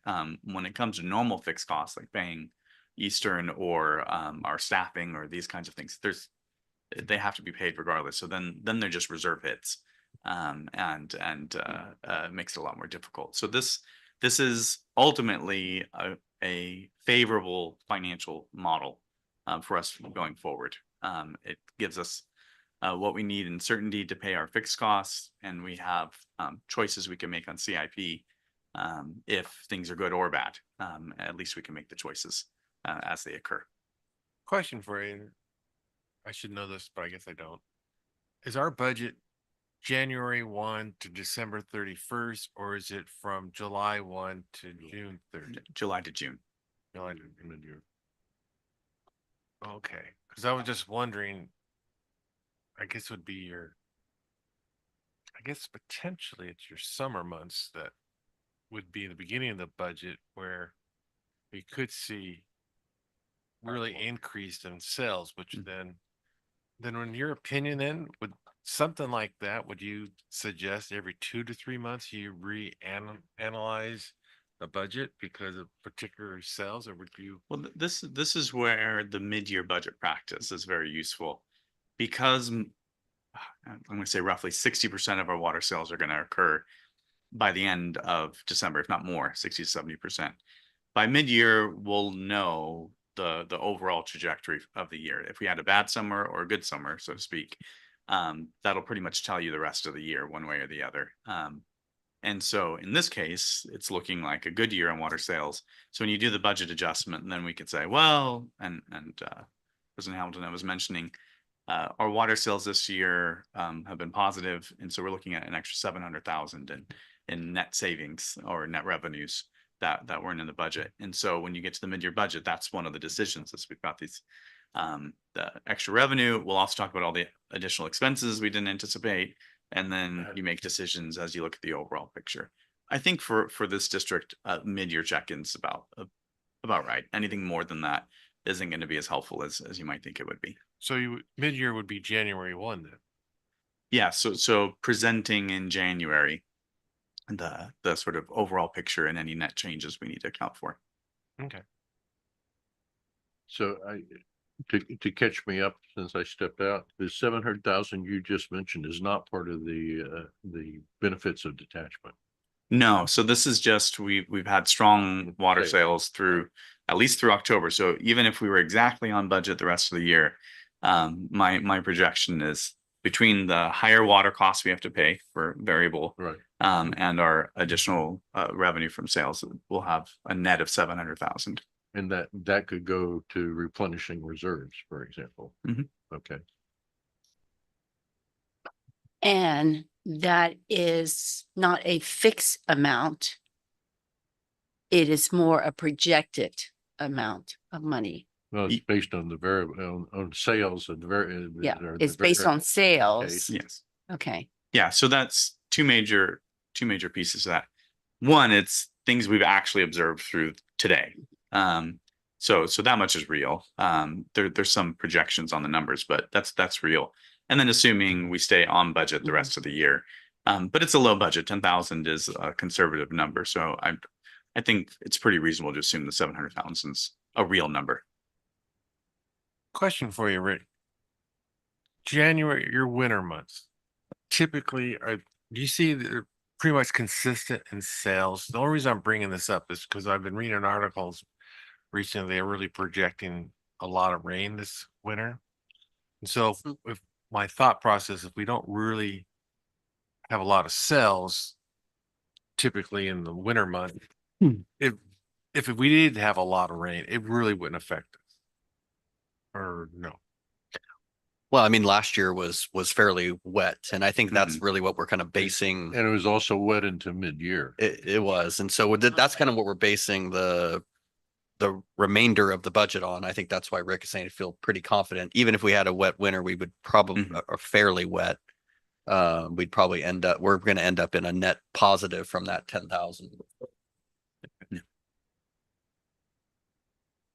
If it rains every day from January 1 to June 30th, maybe a different story, Yeah, but and- you know. And just for Some- In clarification, biblical proportions. with what occurred on Gopher Canyon, that was an unexpected account or incident. What was the amount of money that we ended up needing to fix that area in Gopher Canyon? The estimated cost, I believe, was in the $600,000 range. And yeah, and that's actually going to be coming back to budget and finance and the board next month because we're getting paving quotes right now. So we're just about finished with that project. But yeah, I think the budget was about 600,000. We think it might actually come in a little bit less. I don't want to spoil the good news, but I think we're going to come in within or at budget. But yeah, that's the kind of cost we're talking about for one incident. Yeah. And then that impacted our CIP because of that incident that we did not anticipate at that time. I would characterize it as we planned to pay for that unexpected expense out of reserves, knowing we may have some positive things like water sales that could probably cover that. We just didn't know yet. So that's Right. why you have your reserve. Yeah. That's why. Right. So it didn't necessarily move any CIP projects around or delay them in and of itself. If we needed to at the mid-year budget, we could have said, well, these remaining projects, maybe we'll impact those, but I don't think that's going to be Or necessary if your given the water reserves sales. were really low. Right. You would have Right. to make those types of choices. And thank you for asking, but I think that's why the presentation is good for us, the Mhm. directors, to ask these Mhm. clarifications. Mr. Urquhart has additional comment he'd like to make? Thank you.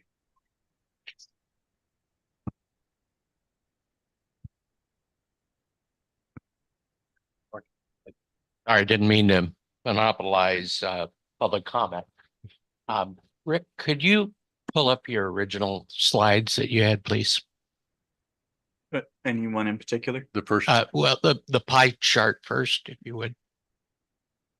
Yeah, okay. So I didn't realize, and I apologize, I was spending more of my time with the LAFCO and the de-annexation.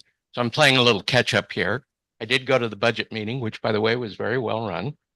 But some of this information takes a little while to absorb and process.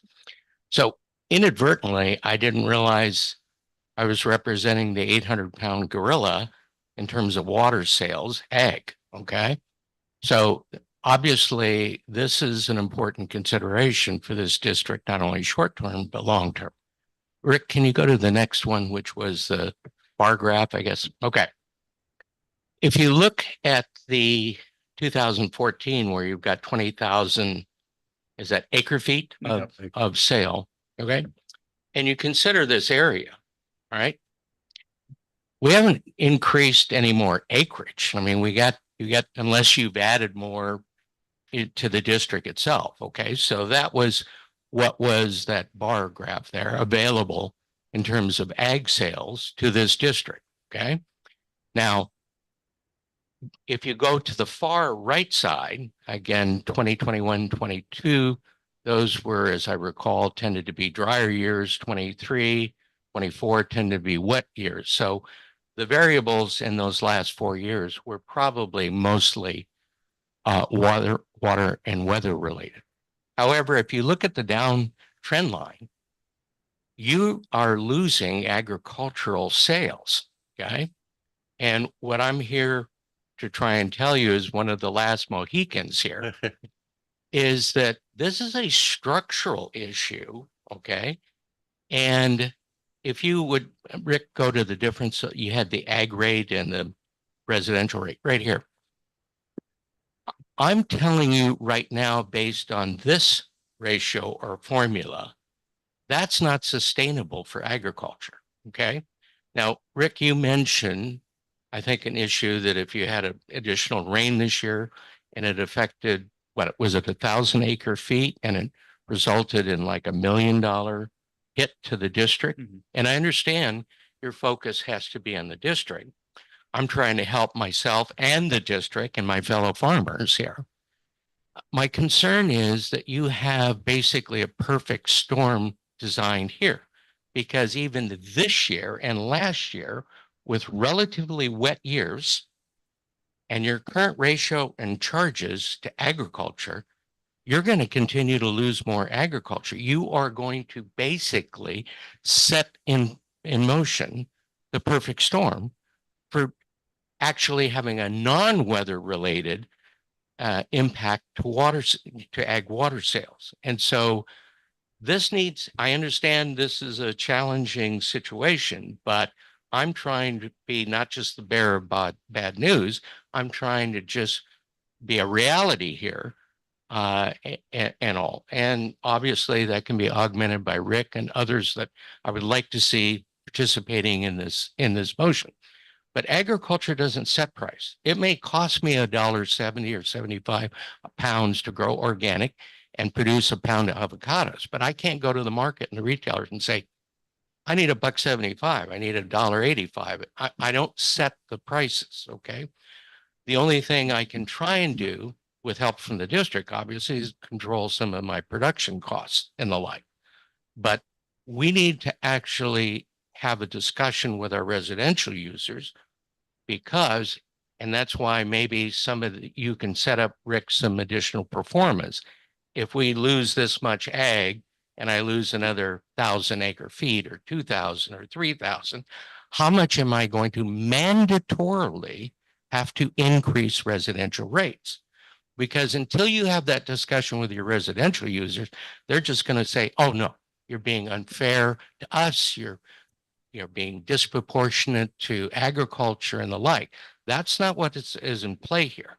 What I'm trying to explain to you is that we have a situation in these rates right now that needs to be rebalanced in order for you not to have a continued decline. And we have this discussion 2 years or 5 years from now when you've got even more agricultural, lower agricultural sales. Thank you. Thank you. Good point.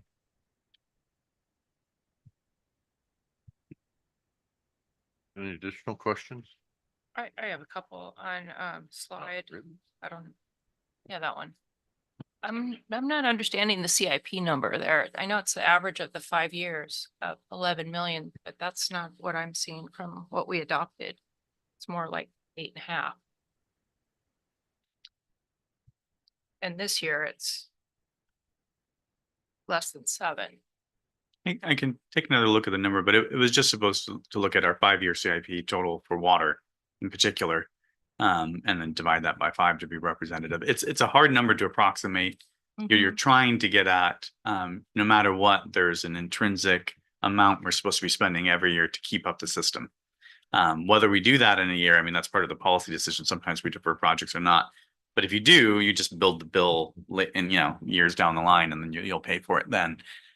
So the main point was to say not so much the 11 million that was supposed to be a representative number, as it was to say that that our variable revenues were paying for our CIP. Hmm. That's ultimately the main point. Yeah.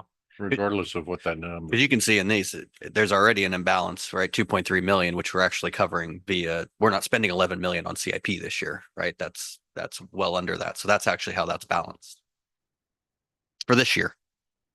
Right. Yeah. I think the water costs here make it look like it's a little bit worse than it actually is because the CIP isn't 11 million. It's For this year, correct. Yeah. for this year and for several years into the future, it's not really high. We haven't approved those late years. Right. There's some big projects in those later years that, I mean, I don't want us making decisions now based Right. on what might be 5 years out. It's good to look at that, but I think maybe just looking at this year's costs could be a little bit less misleading. So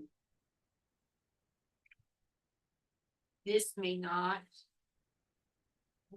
rephrase your comment. Because it makes sense to me. So it looks like the water costs after detachment are less than what's shown there because the CIP is assumed to be 11, but really this year it's 6.6. So that's a lot less. Even though it's being funded by variable, the cost itself doesn't change. Right. And I think your other slide actually depicted the savings. Was that based on, that's based on current, right? Right. Yeah. So there's your current look and it shows, again, and this is comparing rates currently. Currently. Right. So obviously going forward, things change there too, Right. but so it does show, and we talked about this at the budget and finance meeting. This is where you actually are seeing the real savings. Of course, this is just the half year, right? This is the half year being after detachment, but you see a $2.4 million savings that either goes towards, hey, future CIP, Yeah. reserve replenishment. Yeah.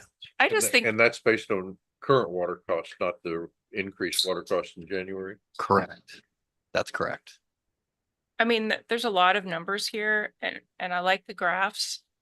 But it's hard to make a decision on a graph when we're talking about the overall budget. Yeah. I'd like to see the overall Right. And I think, revenues coming in, yeah. expenses going out after detachment. Yeah. And I think we projected the best we could when we did the budget workshops back in March, April, May. Yeah. And I think as we move into, of course, we're going to take some actions and a lot of those things have big impacts, right? Yeah. Want to finance over 5? Do you want to finance over 10? And then obviously when we get into early next year and you start, hey, this is where we actually landed with all these things and moving forward. I mean, that you're really going to dive into a lot Yeah. of those numbers again. So, but this is just kind of a big picture of, I guess, some expectations of this, cost versus benefits.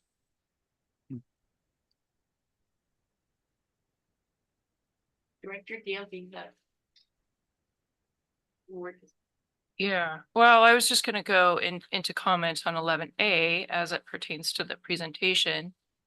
I think that and I've said this many times, there's an expectation that, we're returning savings to the ratepayers, that we're not just incorporating it into the budget. It can get lost really easy there. It's not a huge number in comparison to these numbers here. And, for that reason, I think any action that we take needs to be, something that's returned to the customers. So are we returning to 11A? Is that what? It looks like we're returning to 11A unless there are any more additional questions on 13. Did Terry want to speak prior to? And if I can add one point, it gets to Mr. Urquhart's comment, and it sets sort of the tone of what our options are when we talk about, especially agricultural's piece in this pie and fixed versus variable, is we have handcuffs on us, to put it simply, with Proposition 218 on what we can do. So for instance, if the concept is let's lower the agricultural rate to incentivize how well they do, which means how much water that they need, and then we'll sell more water, and then overall that's the better picture. You can't. That's because by law we have to apportion our costs based on the cost of service, and so we just don't have an option to specially incentivize anything. That's not how we can do rates in current law. And so that's where we have to go through these technical studies to prove who is generating costs and in what proportions, at least by customer classes, maybe not specifically. And so that's where we, not to say we can't get creative, and we're trying to be creative, but that's our number one elephant in the room we're trying to work around, because when we get that wrong, the other side has every right to sue us. And even if we're right and we're just defending ourselves, those are horribly costly lawsuits. And so that's just the reality that really plays into this overall discussion.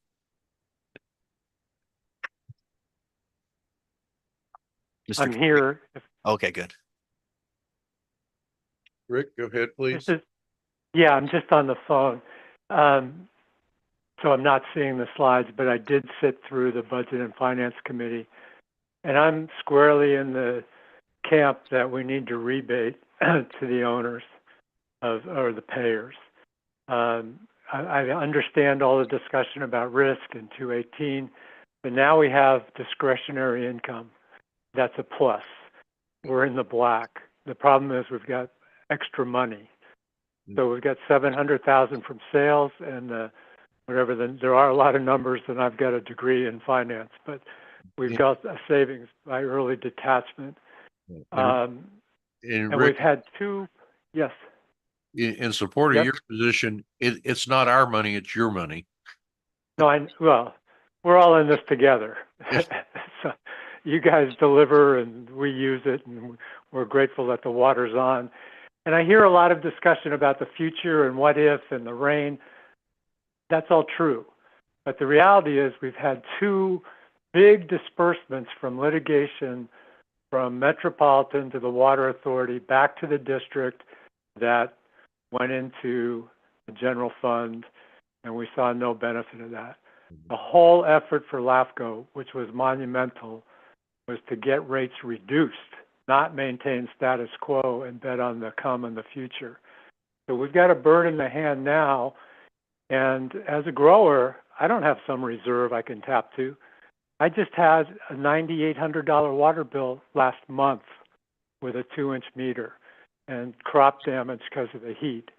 I also suffered a water break internal to my grove, massive amount of leak. I got the download from my meter on the spike. That's money that's not there. So if the goal is to sell more money, your class of customers that's at highest risk are your avocado growers. Now, we're not going to just give the money back to the avocado growers. We're going to rebate it proportionally to everyone. That we're paying the lion's share of the bill. What is 63% of the revenue is ag? So I vote for returning it to us to get us through. We're stretched pretty thin. And the risk is some of us may not be here next year, and then you're going to have a bigger hole. And I think it's great that you've got a model that's set up. Keep in mind, all your fixed costs are covered. There's no risk to the district. It's all based on water sales, which once we get to control the weather, we'll be a happy society, right? Anyway, that's my 2 cents. That's all I got. Appreciate it. Thank you very much.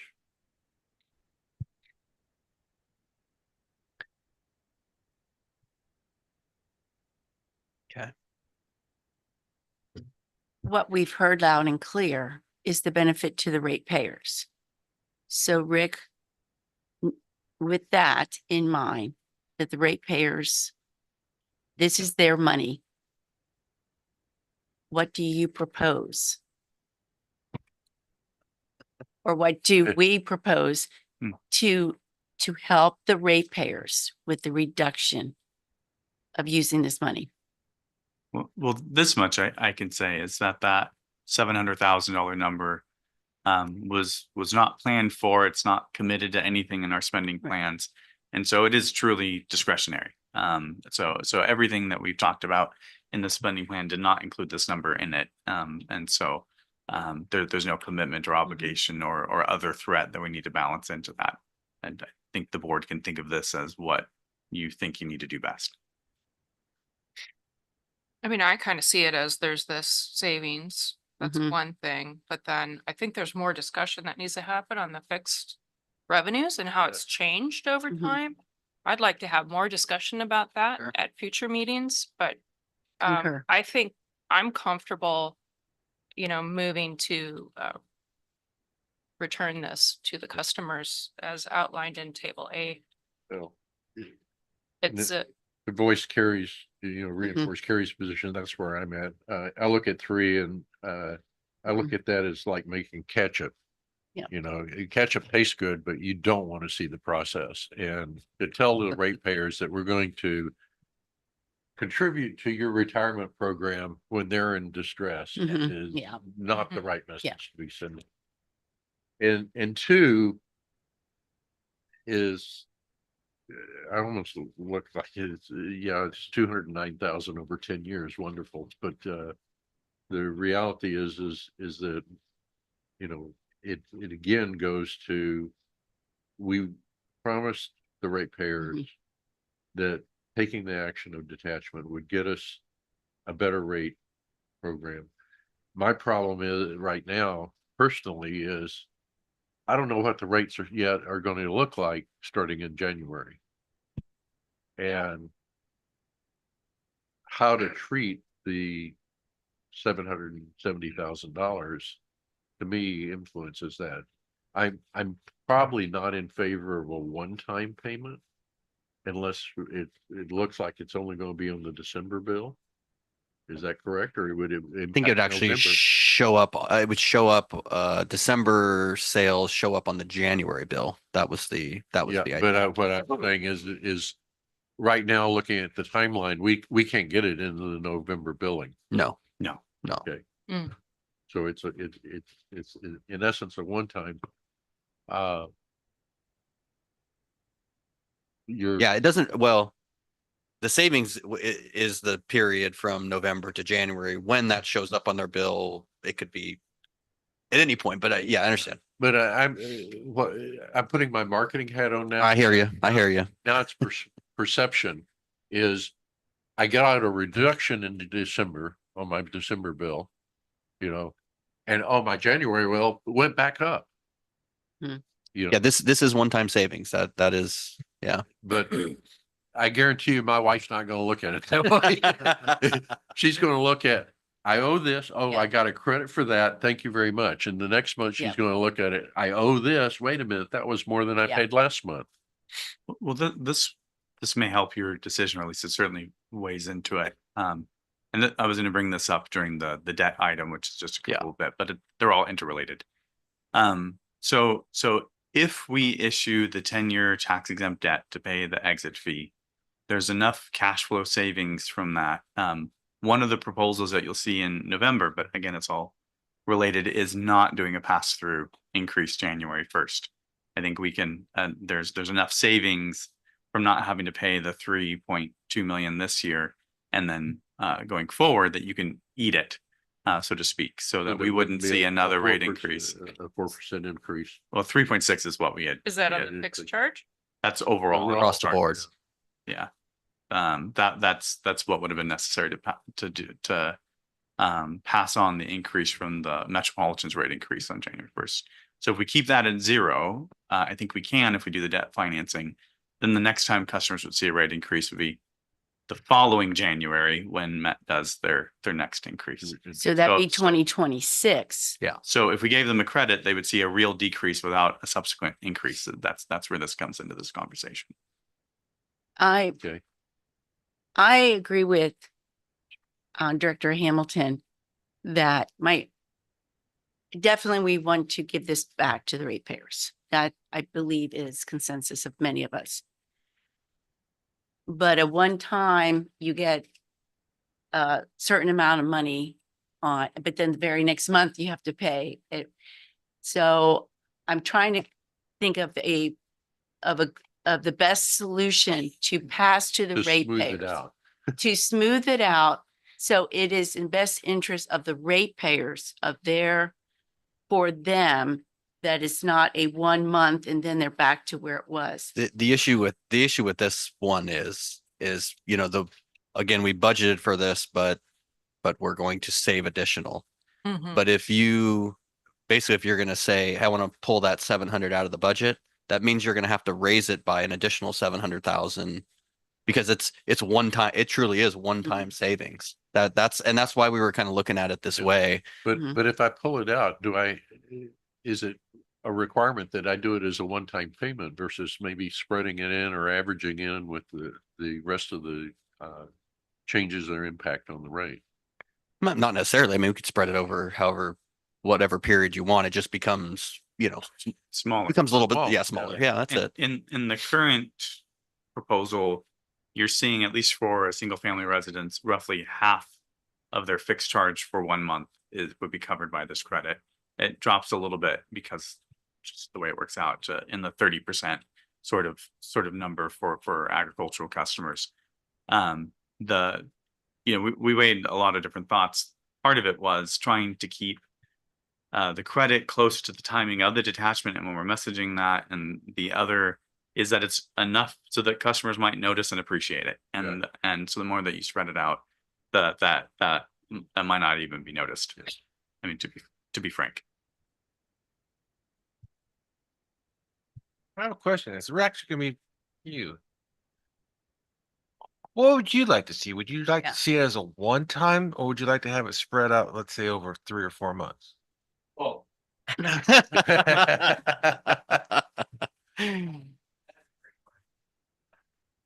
your point, I think, there is the marketing aspect that having it recognized.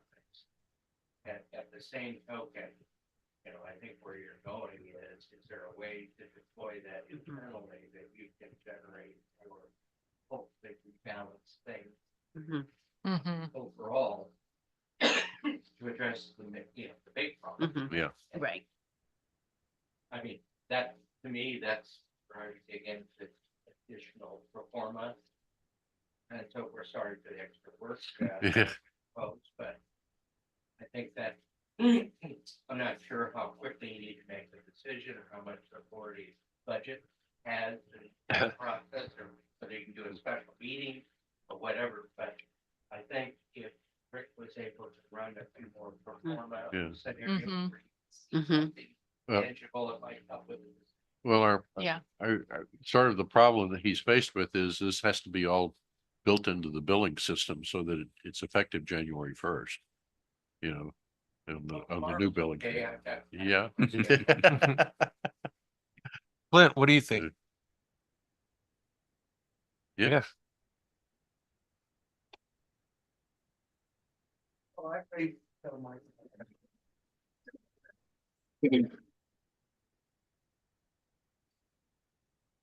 Um, 700 something $1,000 is a lot of money for each of us individually. I mean, it would change my family. It would change most of our families. For a 40 million, $50 million run rate on a district like ours, it's a Small. third of 1% Yeah. of our cash flow. And when I look at the chart here about how the proposed disbursement would be to ratepayers, what I'm seeing is a couple observations. One of them is that you're talking for 1 month, reducing the fixed cost by half, Yeah. something like that. For a grower with a $9,800 bill, like Rick just mentioned, a couple $100 off his bill is chump change. And in fact, at the end of the day, the rebates that I see there, I'm sorry, but it's just walking around money. It's not anything of any great significance. And I think even if you went to the point of saying 2/3 of our water sales are ag, therefore 2/3 of this 700,000 should be devoted to ag, it means that another $150,000 would go into the pot to be distributed to ag, and 150,000 would come off of single family, and so their savings would be even smaller. I don't know if you can do that under cost of service. I don't know. But all I can say is that it's just such a small amount of money Mhm. per ratepayer that I really don't see this as a hugely significant decision financially. It may have something to say atmospherically about where your heads are. That's another that's another conversation. That's all I can say. That's all I got. Now I'm asking you as a ratepayer. I know you were on the committee, but now I'm asking you as a ratepayer, what would you prefer? I'll take free money anytime I can get it. Get it? And as a, it's hard for me to separate myself as a ratepayer from being on the committee. And it's also hard for me to let go of the fact that I remain perpetually concerned about the fact that we are not spending anything close to what we should be spending on rehabilitating and replacing our aging infrastructure. And if I had my druthers, even as a ratepayer, I would say you take that $750,000 and let's go replace some dead pipe somewhere, Yeah, because the reserve. that's just going to continue to eat at us with operations cost and all the damages, the main breaks, all the water. I mean, and we're just staring it in the face and we just keep walking away from it. That's my problem. I mean, no offense, Jake or Rick, or Chad, but we just keep finding other things to do with our money than rehab and replacing our water pipe, our infrastructure. And that's the goose right there. Talk about the golden egg. That infrastructure is the goose and we need it. And I worry about it. That's all I got. Well, earlier in this conversation, I brought up what occurred on Gopher Canyon Road. Because as Flint mentioned, that was a little bit less than this amount of money, but it was something that was not anticipated and that occurred, and we have to fix them. We cannot just ignore broken pipes. So this You're is, proposing an option 4, which is to put it in the reserves, which isn't on here. For consideration. I mean, I think the ratepayers will benefit in multiple ways for us to do this. And I think right now we're trying to decide what's best for the ratepayers to benefit from this surplus, this amount of money. And that's where I think the conversation is very good, but we haven't come to that sweet spot where we know what's the best to do with this funding, this extra fund to support the ratepayers now and in the future. And that's where I think, at least myself in one role, that is where I'm still not sure. And I agree with you. I think though, getting through the detachment and all the financials associated with it, maybe smoothing the rates out, giving some savings, and then planning for those things long term. We're not ignoring it, but you know, right now we need to get through the detachment actions. And maybe this is a bigger conversation. I don't know if there's time to go through options at the next meeting. Absolutely. I mean, this is not something you absolutely have to do today. It's just something we identified as it's a tool in the toolkit, right? We're gonna have, again, this is the start of that. We'll be looking at kind of near term and longer term stuff over the next month or two, and certainly we could just incorporate into that. And can the board help Rick and team to focus in on options that we'd like to consider? So like option 3's out. Sorry. We'll figure out how to do that one later. Yeah. Well, and if we are not going to make a decision today, we have the benefit of 3 volunteer committees that will be meeting in November that can give us input also as ratepayers for this. I know Budget and Finance is on the 12th. Many of us directors will be there as well as Patty. But if that's appropriate, even though we wanted to make a decision today to help with the billing, if we're not going to make a decision today, I'm requesting that it go to each of the volunteer committees to get their insight as ratepayers.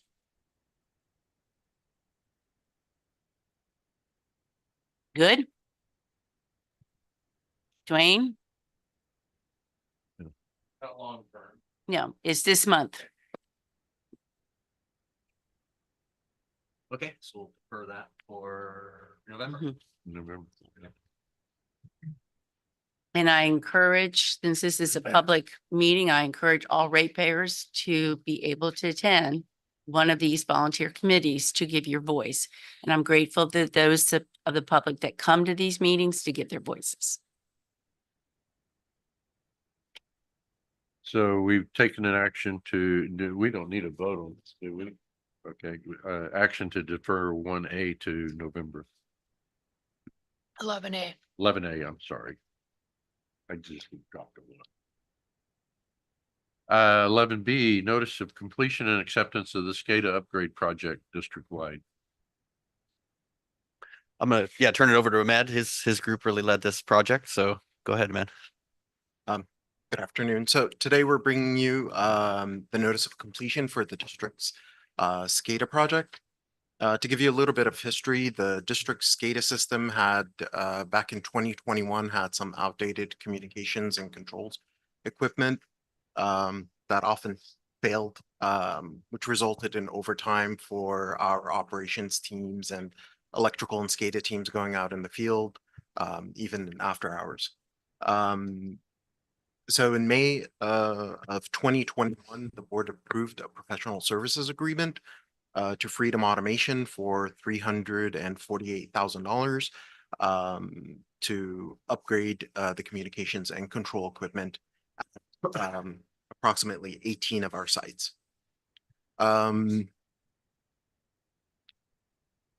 During that project, the district had planned for our sewer lift station in the lower yard B plan to be decommissioned, so we did not put that as one of the items, one of the sites, sorry, to be upgraded. Later on, we discovered that we will not be decommissioning that right away, and that we still had use for B plan. So a change order for $33,275 was issued to upgrade the communications and control equipment for B plant, which brings the revised total contract amount to $381,275. The staff recommends to approve option 1, which is approval of the notice of completion for the SCADA project, and I'd be happy to answer any questions. B plant was first to be not non-commissioned or decommissioned, and then it wasn't. So if B plant's coming back on, what is the expected years of use for this? There's no end of life for the B plant. This was all predicated on developing this site, and it would have to be relocated. And so, yeah, there's, Okay. yeah. So, okay, so that's, thank you. That's answers that. Can you tell me the difference between the charts on 40 and 41? These pictures. Yes, so that's actually from the monitoring software that we use. And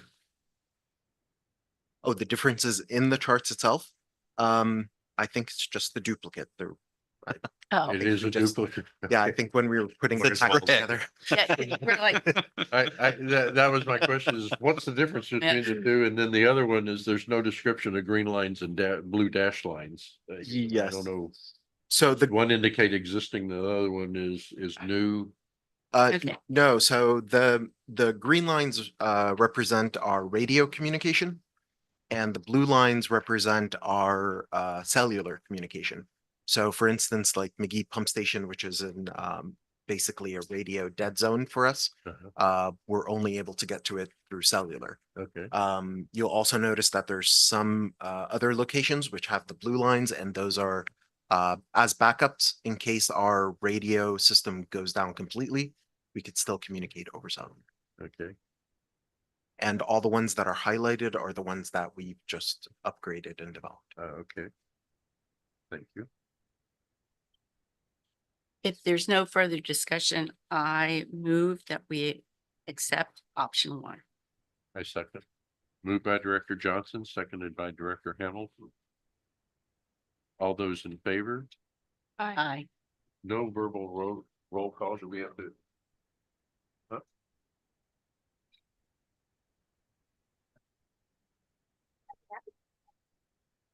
Okay. I just wanted to make sure we weren't violating some obtuse law. All those in favor? Aye. Opposed? Motion passes unanimously. 11C, consider adoption of a resolution declaring the district's intention to reimburse itself from the proceeds of a tax exempt financing for the exit fee payment to the San Diego County Water Authority. Resolution number 2024-13.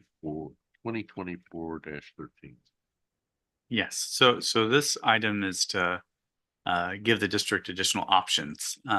Specifically, if we wanted to issue debt to finance the exit fee payment for the full 15.8 million. It's a obligation of the debt either way, so it's who we're paying it becomes the ultimate question of this. And the time period. Yes, and so by issuing debt, we have some more options on stretching out the repayment period. Our proposal is 10 years. More than that, I don't know that we could justify from other regulations for tax exempt purposes. So 10 years seems to be about it for stretching it out, and that seems appropriate. So what this item would do is to give us the ability to reimburse ourselves if we issue this debt from the debt for the 3.2 million that we're going to be paying today. So you have to issue the resolution before you make the payment, and that's why it's at today's meeting. So it gives us that option. It doesn't obligate the district to issue debt or anything along that. That's November's meeting. I can say, because it's related, that we've negotiated with US Bank to be able to bring this back. That's who we just did the $10 million deal. It allows us, frankly, to take advantage of all these terms we've already negotiated and hone in on that. So they have offered us a pretty competitive rate, especially now, because 10-year rates are going up. Of 4.63 is what it looks like. You figure the federal treasury is issuing debt at 10 years at about 4.25, 4.3. So we're only paying a very little bit more than what the federal treasury is having to pay, which shows you the value of the interest rate. It would be locked in. It's a fixed rate term. Over the 10 years, we'd make 2 payments a year. Very, very straightforward in that regard. Our debt service would be 2 million a year. So this is the high level look. And we were 2 million a year for 10 years versus the between 3.9 and 3.2 that we would have been paying the water authority. So that additional savings is what from my previous comment, if the board wanted to go through with not doing a pass-through increase, that's what makes that possible. It also helps to cover any unexpected expenses this year, specifically if you think of Gopher Canyon, things like that, as well as it opens up options in the next few years. And these are options when we do the budgeting of looking maybe at additional CIP projects that we hadn't before. We had to keep the list very lean in these first few years for cash flow purposes. And so this gives us some more options. And so that's where the value is. And so you said instead of the I can't even say it, LAIF rate of 4.5, we're getting a 10-year note at 4.63. Yes, and the LAFCO rate is a variable rate. It changes daily. Oh, it does. Yeah, so there's no guarantee of where it would go. Right now, it's about 4.5. Okay. That's been trending upward. Yes. Yeah. So so instead of making 5 payments, we're gonna pay the water authority all off. Correct. Within We'll be 90 done with days, that. which is what the Which will make them pay. I think,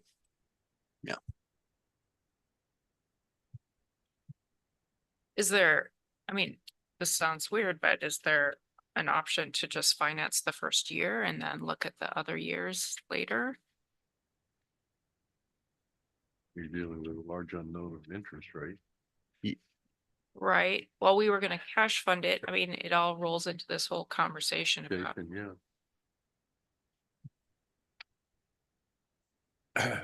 Say again now, just pay the So payment and. Just pay the first year payment and then, Borrow enough to. Well, I think one of the key things is, yeah, we wanted to lock in something over a longer period. And so, and you can't do that with the water authority. That's not an option. You have to do that over 5 years. There's no, yeah, because you're really locked in by the LAFCO ruling. right, I guess what I was suggesting was paying the first 5 years and then years 2 through, or paying the first year of 5. And then years 2 through 5, maybe you're putting it in the budget and you're paying cash for it, or we're looking at it next year and financing that. Then you're not incurring debt on the year 2 through 5. Either or way, is it's that- debt. It is, okay. Either way, it's debt. Yeah. It's just, yeah, I mean, how you look at it. It's just really how long we want to stretch it out Mm, and really, kind of being done with all the legalese of settlement agreements and I think Yeah. there is some tangible benefit to that as well. To be entirely done. Yes. Yeah. And certainty for planning purposes, as we've had all of these discussions, knowing what our numbers are helps us make decisions. The other piece that plays into that is each of these issuances of debt, they each incrementally cost money to do. You don't know what the rates are going to be Yeah. at the time, and so there's that aspect as well. Paying consultants. Paying and- consultants Yes, and- and That's true. to do each. Oh, now I remember what I was going to say.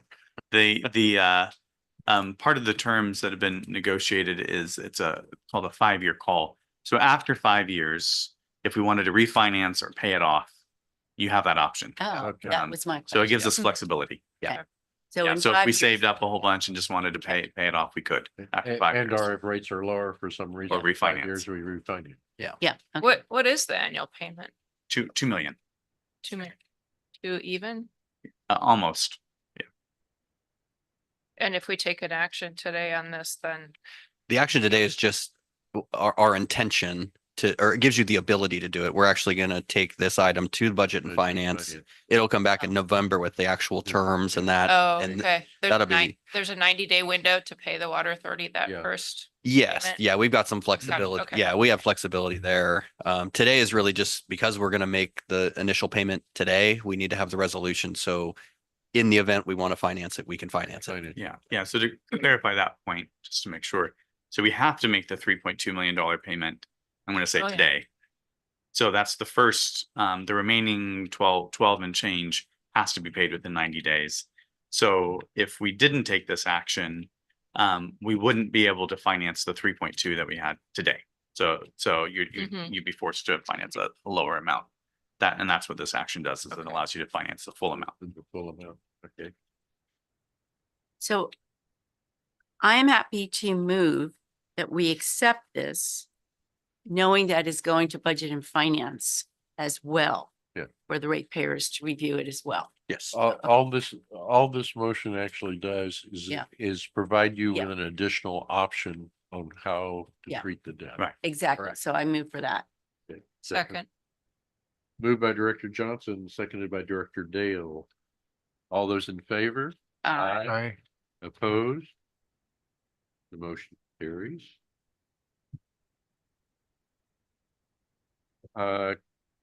Consider approval of a grant of easement to the San Diego County Gas and Electric Company to construct underground facilities within the district's easement, Division 5. Yeah, this is an item.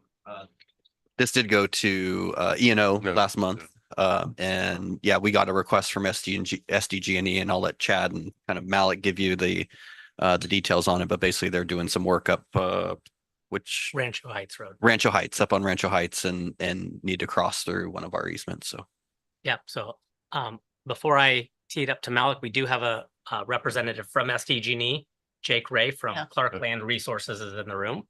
Sorry to Um, make you sit through all the other stuff. Yeah. Happy to do it. We've been working with Jake via SDG&E for several months on this project now. So I'm going to go ahead and turn it over to Malik, who is joining us via Zoom. Okay, great. Thank you. So yeah, so SDG&E is in the process of undergrounding their power lines, and specifically in front of our McGee pump station on McGee Road. So in order to continue undergrounding, they need to acquire this easement. The easement's about 6 feet wide, just around 130 feet long. And what they're going to do is install the conduit about 2 feet underground. Our existing transmission main over there, it's a 14-inch CMLC, is about at a 9-foot depth. And so there was some concerns about corrosion, stray current, et cetera, by having the power line crossover at 2 points along the road, along McGee Road, crossing over pipeline. And so industry standards for that is that you just need about 18 inches between the conduit, the power line, and our pipeline to avoid stray currents or to minimize corrosion. And in this case, we've got about 7-foot vertical separation between our pipe and their proposed power line. So this item has been presented to the Engineering and Operations Committee, and they did vote in favor of recommending granting the easement. And so staff is recommending option 1 to grant this easement to SDG&E. I'll just add one more thing real quick. That SDG&E has been a fantastic partner to us over the last couple of Yes, months. thank you. I have one question. Mhm. Hypothetical that if the pipe in that area did break and it damaged their electrical line, are we going to be on the hook to repair their electrical line since it wouldn't have been there to begin with? But since we granted this easement and now there's a blowout and there's major damage to the pipe, are we on the hook? I can speak to that. So it's within our easement, so we're granting them. So it's very similar to what happened in Gopher Canyon Road, even though that's the public right of way. We have a main break. Any utility that is taken out by that utility is going to come repair their own utility. We're not going to work on SDG&E's infrastructure. Typically, that other agency is not going to send us an invoice for their repair, and then we would be responsible for all of the road repairs. And Okay, but I just want Yeah. it's not common. It can happen, but it is not typical that they would invoice another agency. then could you put in the easement that if there is potential blowout, we are not going to Each incur party any? responsible for their own repairs. Yes. I can confer with legal on that. I want to say it's pretty clear on that, but we can look. This is a time sensitive item for SDG&E. If we were to pull it from today's agenda and bring it back to the board to do that. Well, since we have you here present representing SDG&E, do you have any concerns regarding what we're expressing? Yeah, not in the least. So with the underground program, we do have avenues where we can quickly fix any sort of line breaks. If you're maintaining your pipes, you bust our conduit, or if you're just water line leaks. So we have handholds on either side of your property and a transmission where we could pull that line quickly, and it's actually a pretty simple fix. None of the main equipment is going to be within your easement that would have a substantial cost. So I don't see it being as relevant, especially with that massive depth. That 7 feet is very significant. But I you're talking don't about a anticipate. 14-inch line. Yeah, I don't anticipate it, but we generally do not hold people responsible unless it is a willful act. Okay. So that's where it gets different. And then to verify, your attorneys already did look over our easement document, and we took we accepted all their notes. So all the language has been accepted within that easement. And SDG&E is responsible for maintaining their own lines. The way it was initially read was in favor of SDG&E on our property, and Alfred did a phenomenal job along with Malik and Jake from SDG&E on rewriting that down. We're going to grant this to you. The favor is for the district. Okay, excellent. Sounds like you've done a lot of work was a lot. prior to bring it to the board. So I move that it is accepted. Option 1. Moved by Director Johnson, seconded by Director Hamilton. All those in favor? Aye. Opposed? Information items. Do you have any discussion? Don't we have to do E? No, No way. Dude, that's G&E. What about E? I don't have E. I don't have. I don't have any either. E. What do you have? I have an E. You have an E. Special agenda. Yes. Did you You send have out the a right revised date. agenda? Yeah. That's weird. Director Mack has one that has an item E on it. None of the rest of us have one.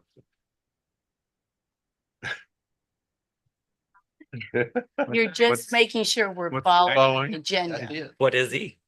The administrative code. Oh, that was on the original agenda. It actually got moved. It's gonna move It's to been November. revised. So I don't know how that. Yeah. We moved item E to the next Yeah. board meeting. Yeah, I mean, all the reports are in there. I don't know Yeah. if there's any. Any questions or discussion?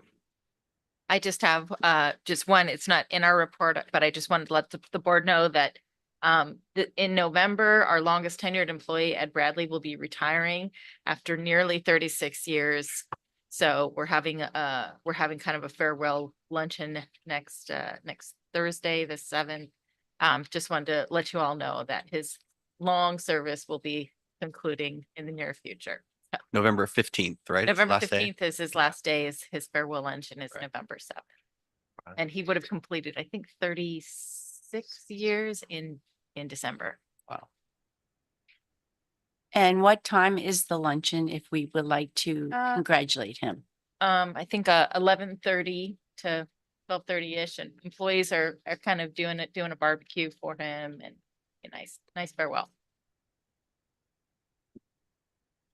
Is it appropriate for us to come, or would it be more appropriate for us to visit him on site? You could absolutely attend the Okay. luncheon, yes. Finance, anything? Just one additional highlight. So you'll see in the report our unrestricted reserves through September being just shy of 10 million at 9.8. After today's payment will be at about 7. And so we will get that 3.2 back if we issue the debt in around January time. So that's how that plays into the overall number. And then our water demands, getting back to the other previous point, through today in October. So overall for the year, we're about 20% more than budget on overall water demands. You can translate that to water sales in general. So that's how that figures into that 700,000 additional net revenue number I was mentioning earlier. But that's it.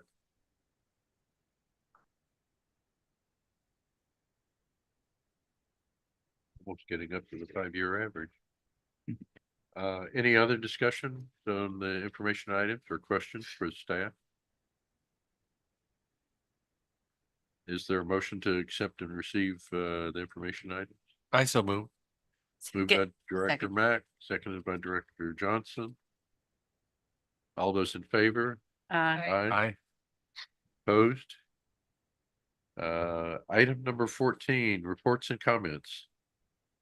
Legal counsel report. Thank you, President Hamilton. Yes, I did a written report and update on recent amendments involving director election and political activity, and a refresher on some common issues. Regarding the amendments, the legislature updated and the FEPC implemented new regulations regarding the Levine Act, which is the law I reported on before. For many years only applied to appointed officials, but was recently amended to apply to elected officials such as board members for water districts. And essentially that law provides that if a director receives any sort of contribution over $250 from anyone with an entitlement, a contract, license, or other sort of approval coming to the board, the director has to disclose or recuse. And if they inadvertently accepted a donation, return the contribution within 14 days. This law is being amended, so effective this January 1, it increases the allowable amount up to $500 so that the law wouldn't apply to contributions below $500. And it also allows directors additional time to cure. So if any contribution was inadvertently accepted, instead of the 14 days, now directors will have 30 days to return and cure. And then it also excludes certain contracts so that the following contracts would not apply to these under this act. Contracts under $50,000, contracts between two or more government agencies, contracts where no party receives financial compensation, renewal of development agreements, and competitively bid contracts. I also did a refresher on some common issues for directors, of rules regarding not using district events or meetings for political or campaign purposes, kind of traditional, educate but not advocate, okay to provide informational and impartial resources, but not advocating or campaigning. I discussed the limits on advocating for ballot measures, particularly those that go to voters, kind of the similar thing. You can provide factual and partial information about the effects of the ballot measures on the district's activities, operations, or policies, but not advocating. And also for not using resources to advocate for political or campaign purposes, sending campaign or advocacy material with district resources. And then this one is actually for both directors and employees not participating on political activity while on district property or while in district uniform. And that is an interesting one because from the FPP's perspective, it applies even if, an official or an employee is not in a uniform, if they consider it to be a full uniform for their purposes. If you're just wearing a district logo or, identifying badge or an embroidery badge or something along those lines. And then I also did an update on the recent social media laws and amendments, because the FPPC has been very strict on Assembly Bill 992, which the social media bill regarding the Brown Act. It was the first law to regulate agency directors, their use of social media, and provides that board members cannot directly respond to other board members on social media. And, it's a very broad law because usually you need a quorum to violate the Brown Act, majority of the directors, but under this legislation, only two directors on the same board commenting on social media, is a violation. Then on top of that, it applies to what they refer to as any digital icon. So even something like giving a thumbs up. Yeah, exactly. Emojis, exactly. It's a phone. So, wanted to provide an update on those recent amendments and a refresher on some of those common issues, because a lot of the regulations coming down from the state can be counterintuitive. So, and I'm always available whenever any of you have any questions. That concludes my report. Thank you very much. General Manager's report. Yeah, and we've, covered a lot of this as we've already journeyed through this meeting. But yeah, big news, obviously, detachment effective 11/1. I attended my last County Water Authority board meeting on Thursday, wanted to let them know too what was coming. And so I was able, we sent actually official notice on Friday, just kind of letting everybody know, hey, here's the timeline of events. Wednesday, you're going to see this. Friday, you'll see this. And that was both LAFCO and the County Water Authority, just so there's no surprises or, everybody can kind of plan for the things that need to happen. Did they give you your farewell? I did not stand on a soapbox or anything. No, I just, after the meeting, I let them know. That was it.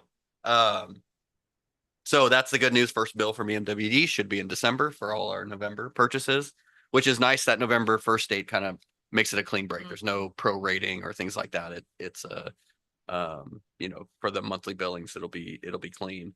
I was going to mention, obviously we had some potential action today, but there will be more actions in November, both, customer classes and the debt, and, there's more to come. The administrative, it never seems to end. Yeah, we thought the decisions were getting easier. Maybe not. But really it's good stuff. These are high quality problems, I would call them.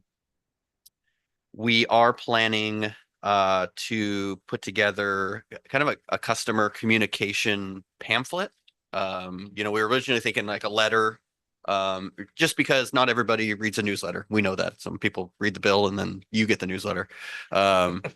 But we felt like, there's so much important information here and really so many actions that we are going to have to take, because a lot of them we don't think about, right? You've got even, there's a reduction in our capacity fees. You're going to have a new representative on Eastern's board that you're going to get to vote for. There is a property tax change from County Water Authority to Eastern, and it's actually going to be a little bit lower. It's not significant, but it is a little bit lower. So there's really a lot of things, and then obviously all the actions that we have to take that we really want to communicate very clearly, because I think otherwise, it's just kind of it gets around. It's like the telephone game, right? And by the time it gets to the third, fourth person, it's It's so blown out of proportion. I think we're trying to really just, hey, this is what happened, and this is the results of that, very transparently, I guess, and so everybody knows exactly what's going on. So obviously we've got to take those actions in November. That'll set a lot of that into motion, and so we'll have some communication. We're already working on it, and so we'll have those kind of ready to go out right around that same time frames, just so everybody's in the know. So anyways, we're working on that. I did want to mention one of the things in November is we're going to have to take up an agreement. It's basically a water services agreement between us and Eastern. That has to be done this month. And really it's pretty basic. It just says they're gonna wholesale us water, and there's an $11 per acre foot administration charge, same thing that was agreed upon in the MOU, I think 4 or 5 years ago. So they're holding to that. So you'll see that at the November 19th meeting. The very next day, Eastern's planning on taking that same agreement up. And so obviously they've invited us to come. They have a board meeting. It's November 20th at 9 a.m. So if anybody's interested in that, I'm definitely going to go. And so they'll be doing that day. And that's the 20th at 9. 20th, 9 a.m. in the morning, correct. At Eastern's, you know where their offices are. Yeah. A nice hike. A little bit, 35 minutes or so. 40 minutes, maybe. I'd be happy to carpool. We talked a little bit about the Gopher Canyon pipeline. Our staff did complete the pipeline installation. It is fully in service. Very nice improvement, especially considering the startup of Dentro de Lomas pump station, which pumps through that pipeline partially. So it's given us some nice capacity to send water up to our Gopher tank. Like I said, the pavement is still to come. I think we're getting quotes or bids on that now, and so that'll be wrapped up here in the coming weeks. One item, and this will be coming back to E&O for sure, is we have been working with USG, sorry, Suez, yeah. Read your mind. The tank maintenance. Yes. And I'd say it's looking very likely that you will see a potential contract amendment in November. So, the discussions have been, I'd say, very fruitful and collaborative. And so I think we're close to kind of reaching an agreement on kind of what needs to happen there. So I'm a little bit surprised and really happy to kind of report that, but we'll bring it back and let everybody kind of weigh in on that. And I'll leave it there. That's all I got. Board member comments. I have a comment. You have a comment? I just want everyone to know that Jake and I were invited to go to this water project, and I brought the information for everyone to share. We went Thursday, October 17th and 18th. And as many of you may not be surprised, I did get a rock while we were there, but I did not pull it from the dam, I promise. If you have not gone, I highly encourage everyone to, because the information that is shared, it's an intense, very intense 2 days, very intense, but extremely worthwhile. The information shared, we were able to hear a great deal about many things occurring in the projections for water for Southern California, the impact up in Northern California. So extremely informative. So thank you. So. And if you've been an opponent of the Great Tunnel, you won't be after that meeting. Correct. Would anybody want to see my rock?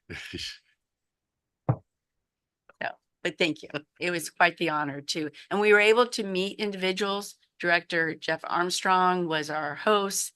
So it was very well done. So thank you. And that's why I will definitely go on to the board meeting. Any other director comments? Board reports. San Diego County Water Authority, you pretty much summarized that. I did. Adios, amigo. Yeah, there was, yeah, not a lot of action. They actually had a big presentation on the Delta Conveyance project. They had the executive director of the State Water Project, State Water Project contractors there. And then a couple of people that are involved in the overseeing the project. So they gave a big update. But the big thing is they're going to be voting on finishing the planning for that project, and it requires a commitment of about $141 million from Metropolitan to, they're about a half share of that project. And so, and I think that's happening in December, early December, or maybe even November. Darcy mentioned something about. Yeah, I can't remember if she said November, December, but anyways, later this year or in the next month or so, that's going to be discussed. So that's kind of a big item, on a statewide issue. The only other thing was they did put Mel Katz as a Met delegate, which I think is a really, really strong move. Mel's been very collaborative on all fronts and really an easy guy to work with. Tim Smith, who's kind of resigned from various positions, they thanked him for his time and that, but he was going to resign, and so they appointed Mel Katz to the Met delegates. But yeah, that was about it. He helped move detachment along the front end. He was very helpful. Very, very, easy to work with. CSDA. I'm happy to announce that legislative days will be back May 20th and 21st up in Sacramento. So mark your calendars. More information to follow. Okay. LAFCO. LAFCO did meet. Not a lot on the agenda, some various annexations and things that they deal with. They did have some discussion on the MSR process. They made a small change and I think this came from the MSR that went through Oceanside. There was a lot of feedback that they got on potentially allowing like a review period, right? So when they issue like a draft, having the municipality afforded a time window, before they start scheduling public hearings and things like that. And so LAFCO, the commission, was very in favor of that and voted to, let's include this as part of our normal routine, which is good. They talked about the County Water Authority MSR, which I think is going to be delayed. There's some reports and things that they're waiting for them to finish to be able to do that. So probably, I think they were looking at finishing that. Originally, it was like this summer, and I think it's probably, a good, maybe next summer, I think is more the likelihood. And then the only other thing is they did confirm that they are planning on filing our certificate of completion effective on the 1st. So that was the big news out of LAFCO. Cool. Santa Margarita River Watershed Water Master Steering Committee met for 19 minutes last week via Zoom. Unfortunately, there wasn't a lot to report. They're still crossing I's and dotting T's on the final Indian settlement agreement. Oh man, they've been doing that for the last 9 months. Yeah. But the basic terms and conditions have been all established, but they're trying to weasel the words out. They were talking about that 18 months ago. Oh, I was yeah. on that steering committee. Yeah. Okay. They did report, Met does a report on Diamond Valley and Skinner capacities, and unfortunately the guy ripped through it so fast I couldn't get all the details. But fundamentally, I think one of those was at 87% capacity. The big thing that I got out of the Met report was when they look at their total impoundment, they have over 4 million acre feet or something, some astronaut, 408 million acre feet. They basically feel they have enough water. If we went into severe drought, they could supply water for 2 years. So sounds about right. The conjunctive use project, which involves FPUD, was not represented at the meeting, so there was no report on that. And the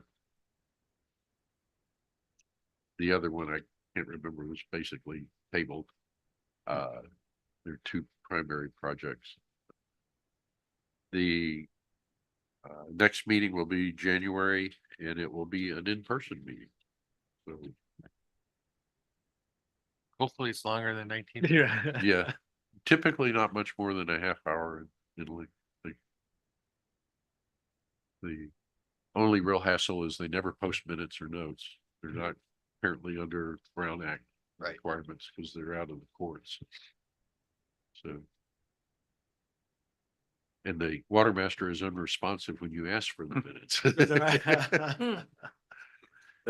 I do have a little bit of problem with that particular activity.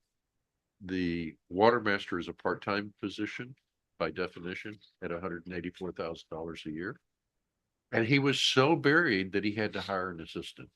I remember, right? Yeah. Wow. And the water districts pay for that. Fortunately, we're not involved.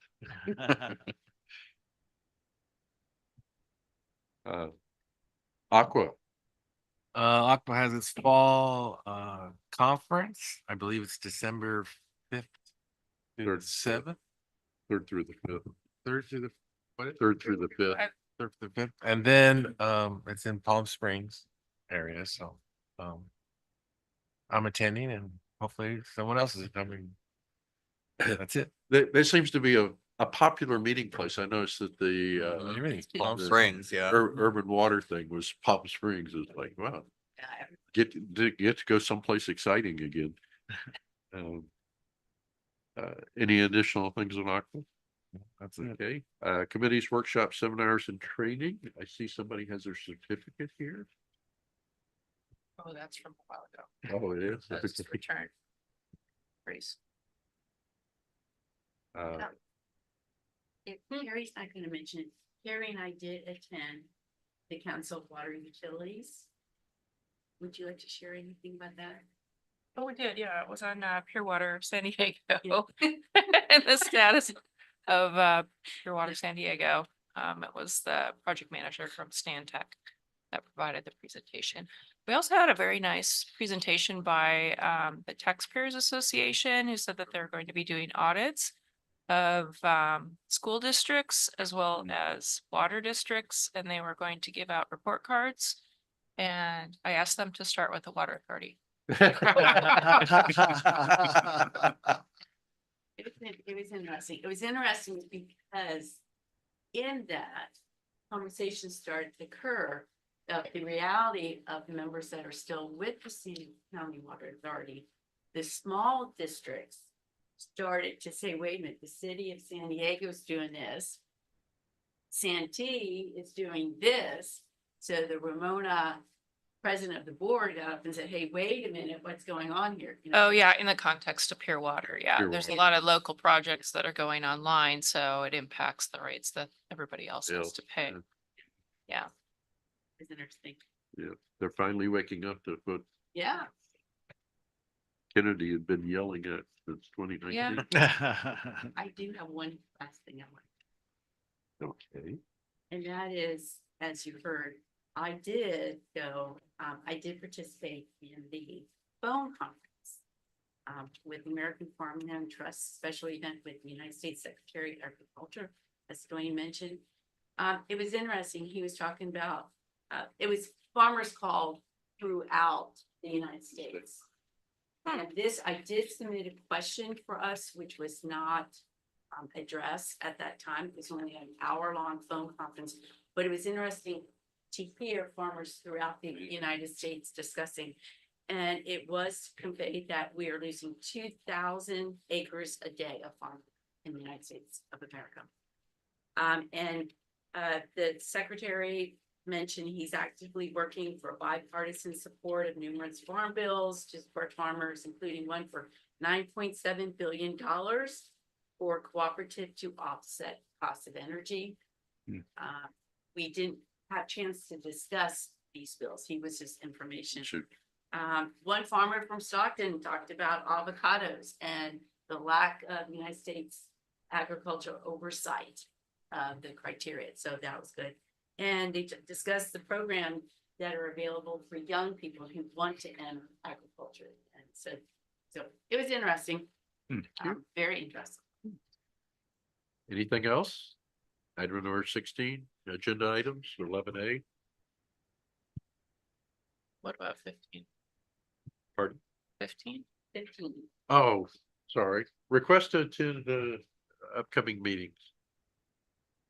So we did have a request from Director Townsend Smith, and there's some information in your packet on the Colorado River Water Users Association, which is right around the same time as Aqua. I think it's mid to late that same week. It's a conference in Las Vegas that's held every year by people who use water off the Colorado River.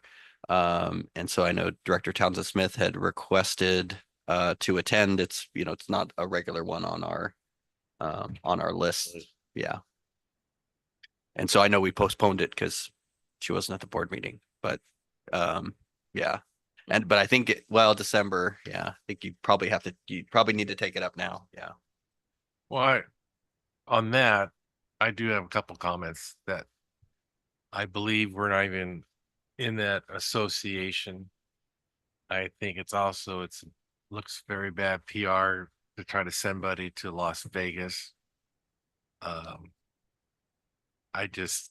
then with all our other discussions of financial problems with this and that, I mean, we are a member of Aqua, and if it's the same time, she should go to Aqua. So I'm opposed to it.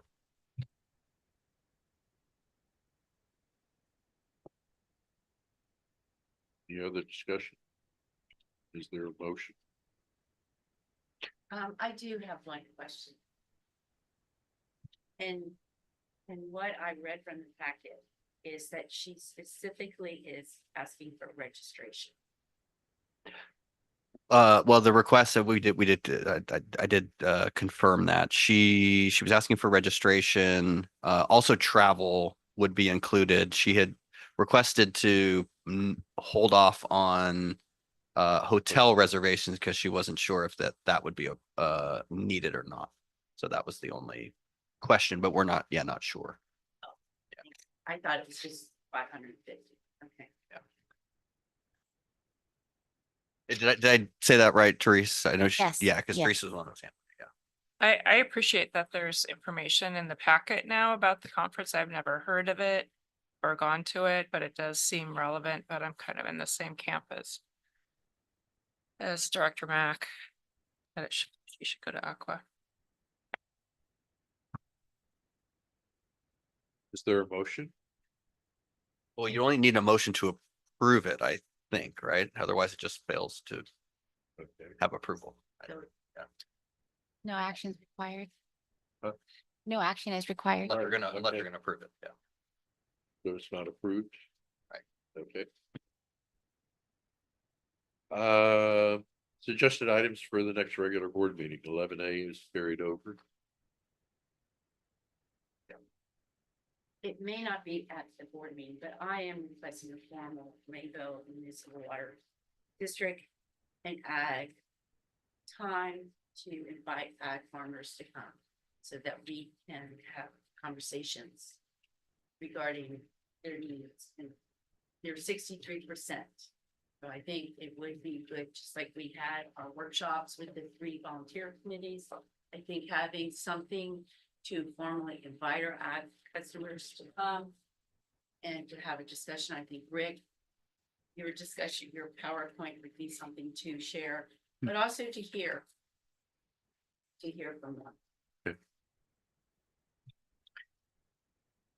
I just want to clarify that the carryover item also is not just the one-time savings. It's looking out January onward. Yeah, I think, I mean, if Okay. if we're not going to take any action today on this, it kind of all rolls together Together. into the actions that we're going to be taking November and beyond. Yeah. Okay, anything else? Then we're adjourned to closed session. Take a 15-minute break.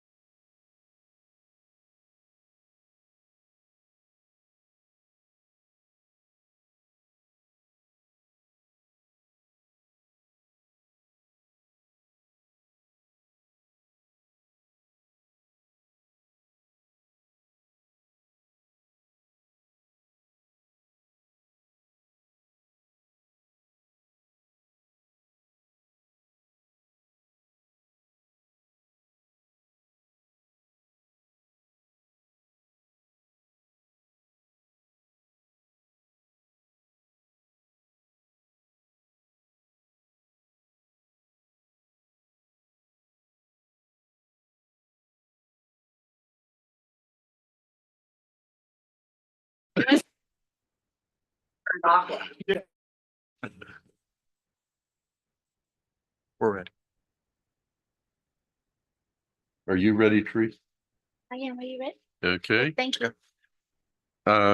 Coming out of closed session for the Rainbow Municipal Water District Board of Directors meeting for October 30th, 2024. Do we have anything to report? Thank you, President Hamilton. Yes, one item to report. The board rejected a claim for damages submitted by J.W. Fowler regarding the lift station #1 project.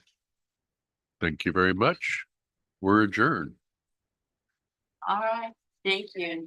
We thank you for your